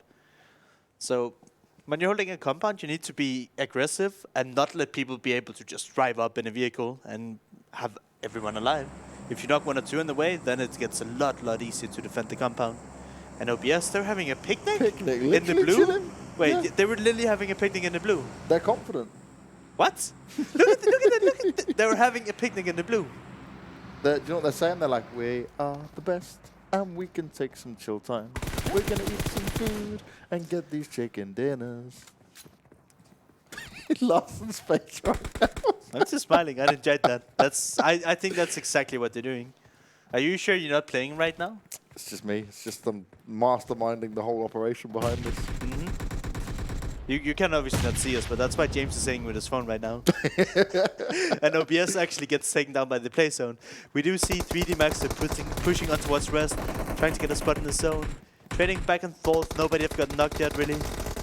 I'm so baffled by teams that are just like, oh, okay, don't worry. I don't understand. Are you talking about OBS right now? Yeah. They were having a pick. They literally just got themselves in a blue, not caring. But why? I want to know why. All that Rest cares about is they're seeing other teams go down and saying, all right, it's time for us to come alive. We'll bring the kills. We'll bring some heavy placement points. That's certainly what they need to see themselves go up. Wait, this circle was really fine to the north and now it hard shifted to the south. And this is what I'm saying. Getting your vehicles across here is not easy. And besides playing the containers, the compound, and a little bit of the hill, there's not much space here where you can confidently play. Twitch chat, when I come in at the end of the game, someone needs to explain to me what is this method of madness OBS just decided to use. Both OBS and Asterion, right? Yeah, yeah. 2 teams that defeated themselves in the blue. I don't know if Asterion did it on purpose, but OBS, they were like, yeah, we're having a picnic. They literally wanted a picnic. They're chilling. They're that confident in their own ability. Maybe they're just being fair to the other teams and saying, all right, you guys can catch up. We're not worried. Are you sure they didn't have to go to bed, James? Do you know what? The bed story is becoming more and more realistic at this point. I mean, I couldn't tell you. I've lived alone for like the past 7 years. I haven't had anyone tell me to go to sleep. But who's going to sleep now is Unique as they're getting fired upon by this many teams. Oh, wow. Both face to face, and I believe it's Russ is just hammering them down, Oh, and they get eliminated. He's just running side to side, bullets sprayed all over him. Oh my god, Euro was the only OBS player left alive, and he's still going to go down. So Euro's the only one that didn't have to go to bed, and now he's been put to bed by CZ. Fantastic. He was like, I got this solo play. Oh man, it's all over. I'm going to bed as well. I'm done. Unfortunate. Here we have White Poles. They've been sitting in this compound comfortably for this long, but at least in the next circle, I'm assuming they're going to have to leave and cross the river somehow. But for a little while longer, they can try and gatekeep some of these teams that are still north of them. We see a no-judgeable team here in B13. They've been playing so well this entire tournament, and I think they're just going to send it to the water, make it across to the containers. And why not B13 know that some of their key opposition for those standing points have already gone out. 99 problems, they're still in it, still firing off. We're still seeing them on the scoreboards here. Rose Square looking to see if they can get another win potentially off the back of their previous one. And we haven't had back-to-back wins, which makes this interesting. It's always a potential. Yeah, we saw that yesterday, but it was so funny. It wasn't back-to-back though, was it? It was just 2 wins. It was 2 in a day, but they yeah. had 2 really amazing games and then 2, I would say, atrocious Just games. random ones, yeah. They were like all in their place, which sometimes works, and you can win games by making that one rotation where you put 4 in a car and just smash a compound and hope for the best. And it really was that. If you guys have no idea what we're talking about, we saw some crazy games yesterday. I recommend you watch it on the VODs on YouTube. Here we see face-to-face, fighting against Rust, the last 2 squads of the last game. Shooting at each other, but they both have to move towards the circle here. We actually see one of B13's guys in the shack just south of face-to-face. He's alone there. He's trying to land those shots. The smoke is now down, and he's just going to continue to tap away through it. And why not? Because if you can connect one, that's going to do a hell of a lot of damage, and you're going to cause more of a world of hurt for Row Squared. Look at that. Face-to-face are just trapping in Row Square. They don't want to have them to have any chance to get into the zone. But they do need to hit the shots here, moving closer. Rest, they're pushing onto TQK. Hitting a few nades. Since Rest have gotten a few knocks, I want to see them push onto the compound.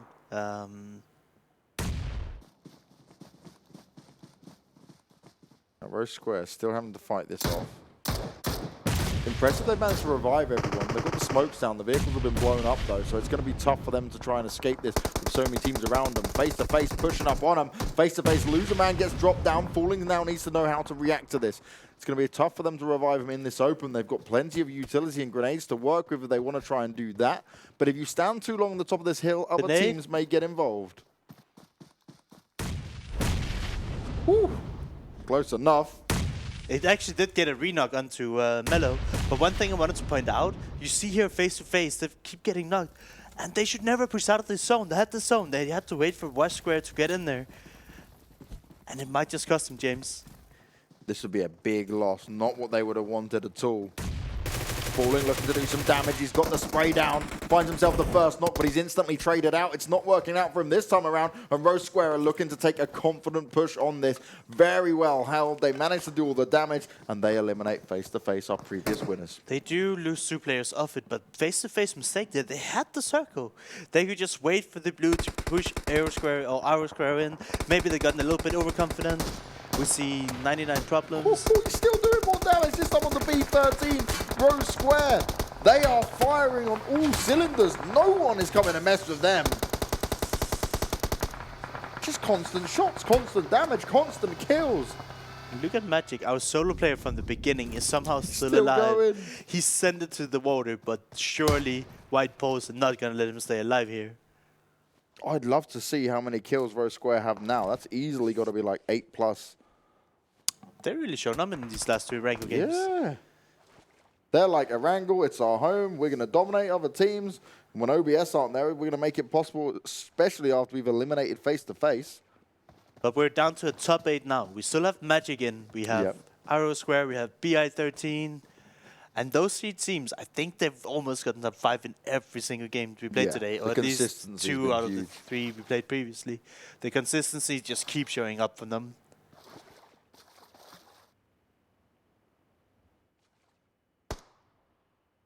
Terry's playing a frogman here. He's hoping nobody can see him. He wants Outer Square to push down here. We can see the circle up updated, and we know they have to go south. Across the water. What? What? Okay, that's fine. That makes sense now. I was seeing what Rest were doing with the smokes, and then I see the vehicles, and now it's like, oh, okay, you're trying to make a bit of a blockade. But I would use the trees, right? If you cross the street, you go to the trees, you get a better spot in the zone, and you have the option to deny other teams access to the zone. If they're there, I don't know. It's gone down. Mello's able to reply. They're keeping it going. Cum's been dropped on the floor. Mello firing off still. This is a good battle across the water. Yeah. Master's just in the middle of it all swimming.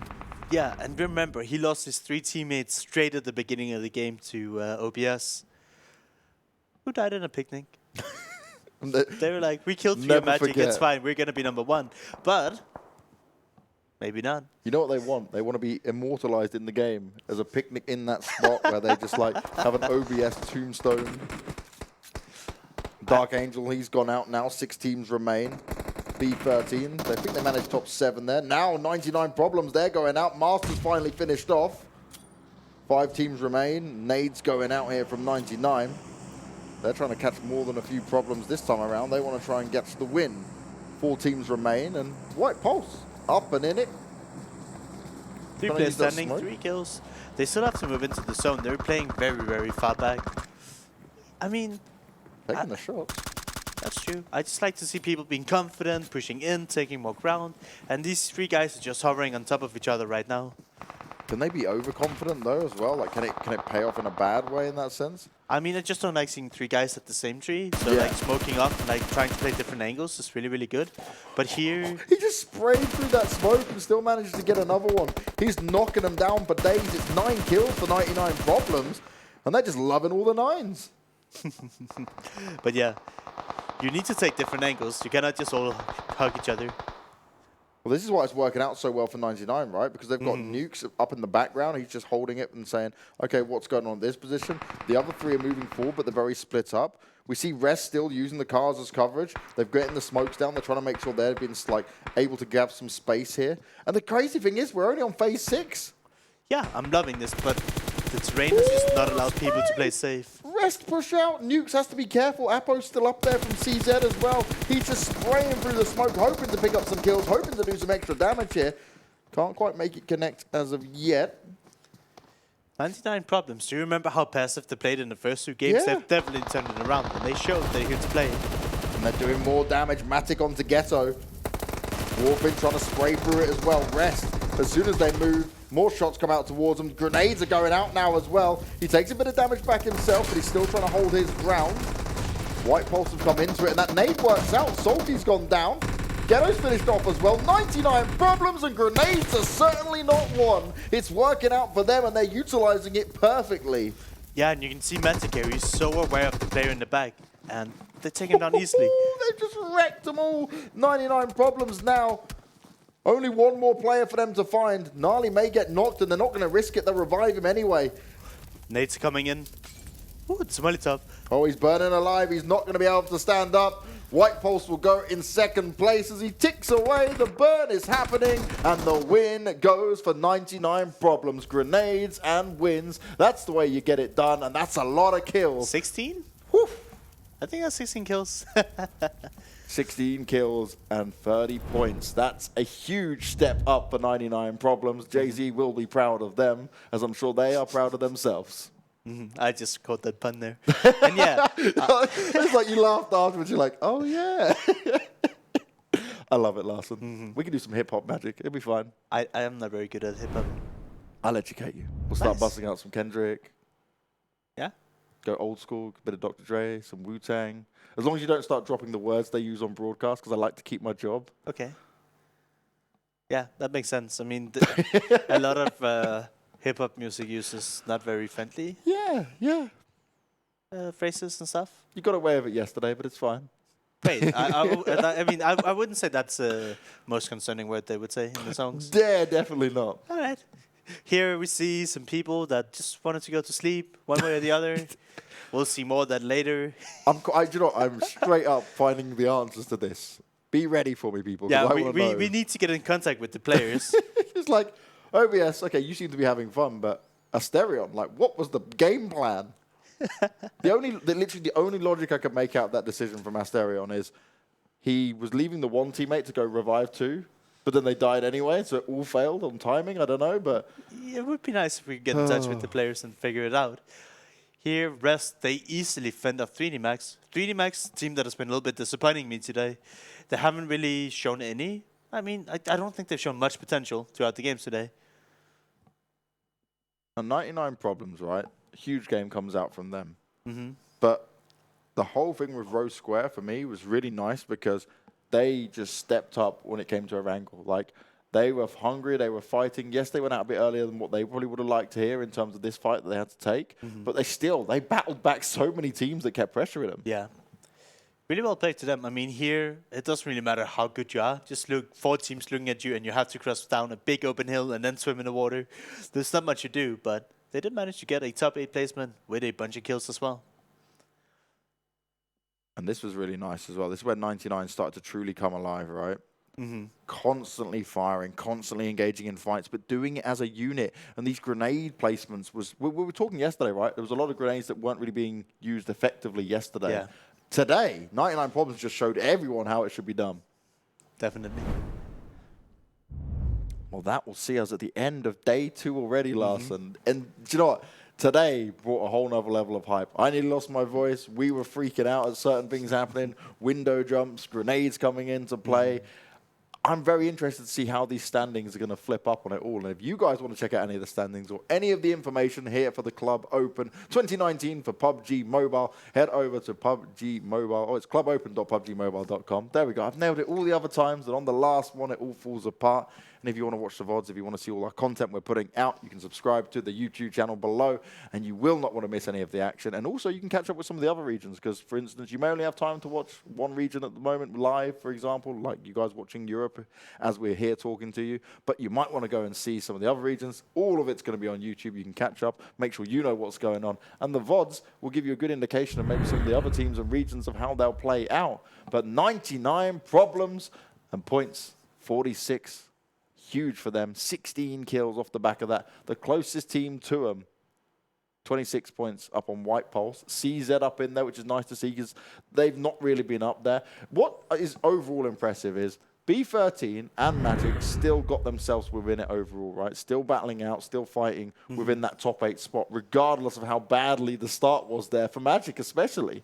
Yeah, I mean, my team today, my favorite will be just because of the Miramar win and how they took those fights. Yeah, that was the smart play, right? That was the smart play? It was the guy jumping out the window twice. Yeah, but I mean, I wouldn't call it the smart play. I would call it the ballsy play, the cool play, the fun play. So I called it he had the biggest balls, in terms of PUBG Mobile and what he managed to achieve there. But I think it was a smart play when we look back at it, just because he revived his teammate, right? He could have just been healing up. But it's smart because you know the other 2 members at the time of B13, they'd be thinking, no one's going to push us, no one's going to do this. And all of a sudden, this guy barrels out the window, just finishes them off. Game over, lights out. And it's going to be lights out for us now. We're done for another day, Larson. We've had fun. We've had your red panties on some players to enjoy and look at. We've had crazy kills. We've had crazy nades. We've had a crazy fun day. I hope you guys have enjoyed the broadcast. We're having a lot of fun here covering the Club Open 2019 for PUBG Mobile. Make sure you guys come back and join us tomorrow. It's 8 p.m. CEST. We'll be back with the next groups coming your way, and I cannot wait to get back involved in all of it. See you guys tomorrow. Bye-bye. Do you play PUBG Mobile? Maybe you never run out of stamina. Maybe you're always aware of your surroundings. Maybe you're an amazing cook with the pan.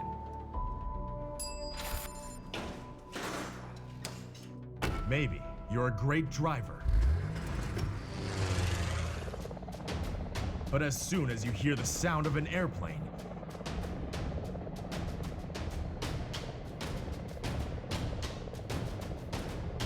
you get into the zone. In PUBG Mobile, you all come from different walks in life.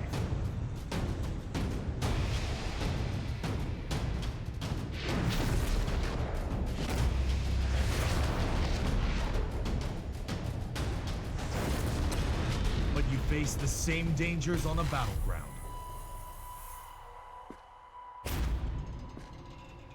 and you become friends. You work together to overcome the obstacles. This is PUBG Mobile. There's a number one in all of us. Welcome to the PUBG Mobile first anniversary party.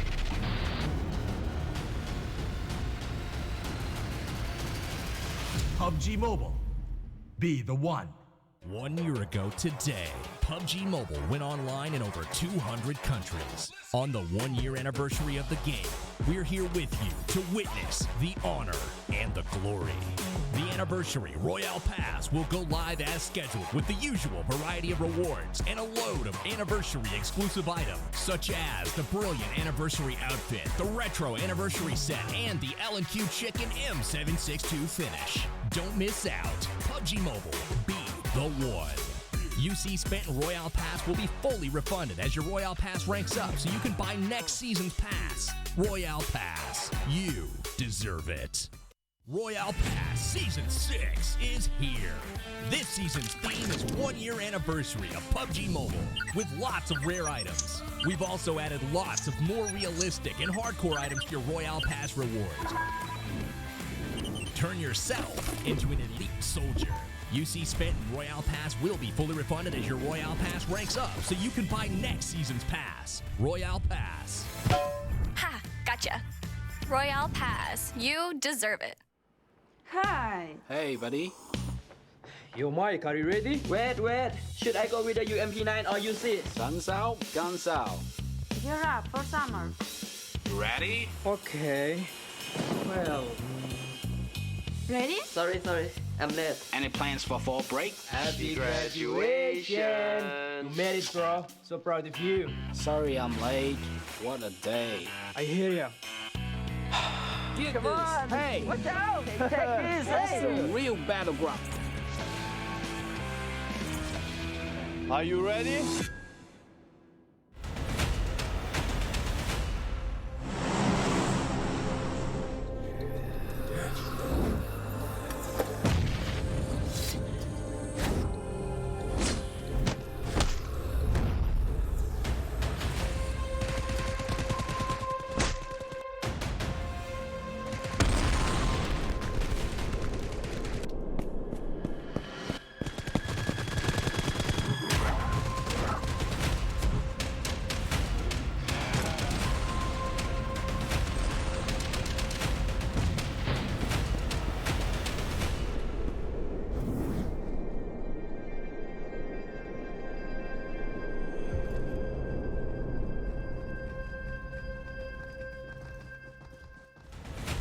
Zombie, Darkest Night, the newest mode in the zombie universe, is here. This time, the rules are different. No more parachuting, as players will be placed at random locations on the map when the match begins, and there is no single winner. Players must work with their teammates to spend one long night in the match and stay alive until the sun comes up. Waves and waves of zombies will spawn during each of the 3 foggy periods at night, and supplies should only be scavenged when the fog fades. The main objective is not to defeat other players, though this doesn't mean they are harmless. Players may need to work with other teams when necessary, but should also watch their backs in case the Fragile Alliance goes south. This will be a unique experience for every player involved. This new mode also comes with a passive skill for every player. Understanding these skills will be the key to staying alive in this long night. Can you ride out the night?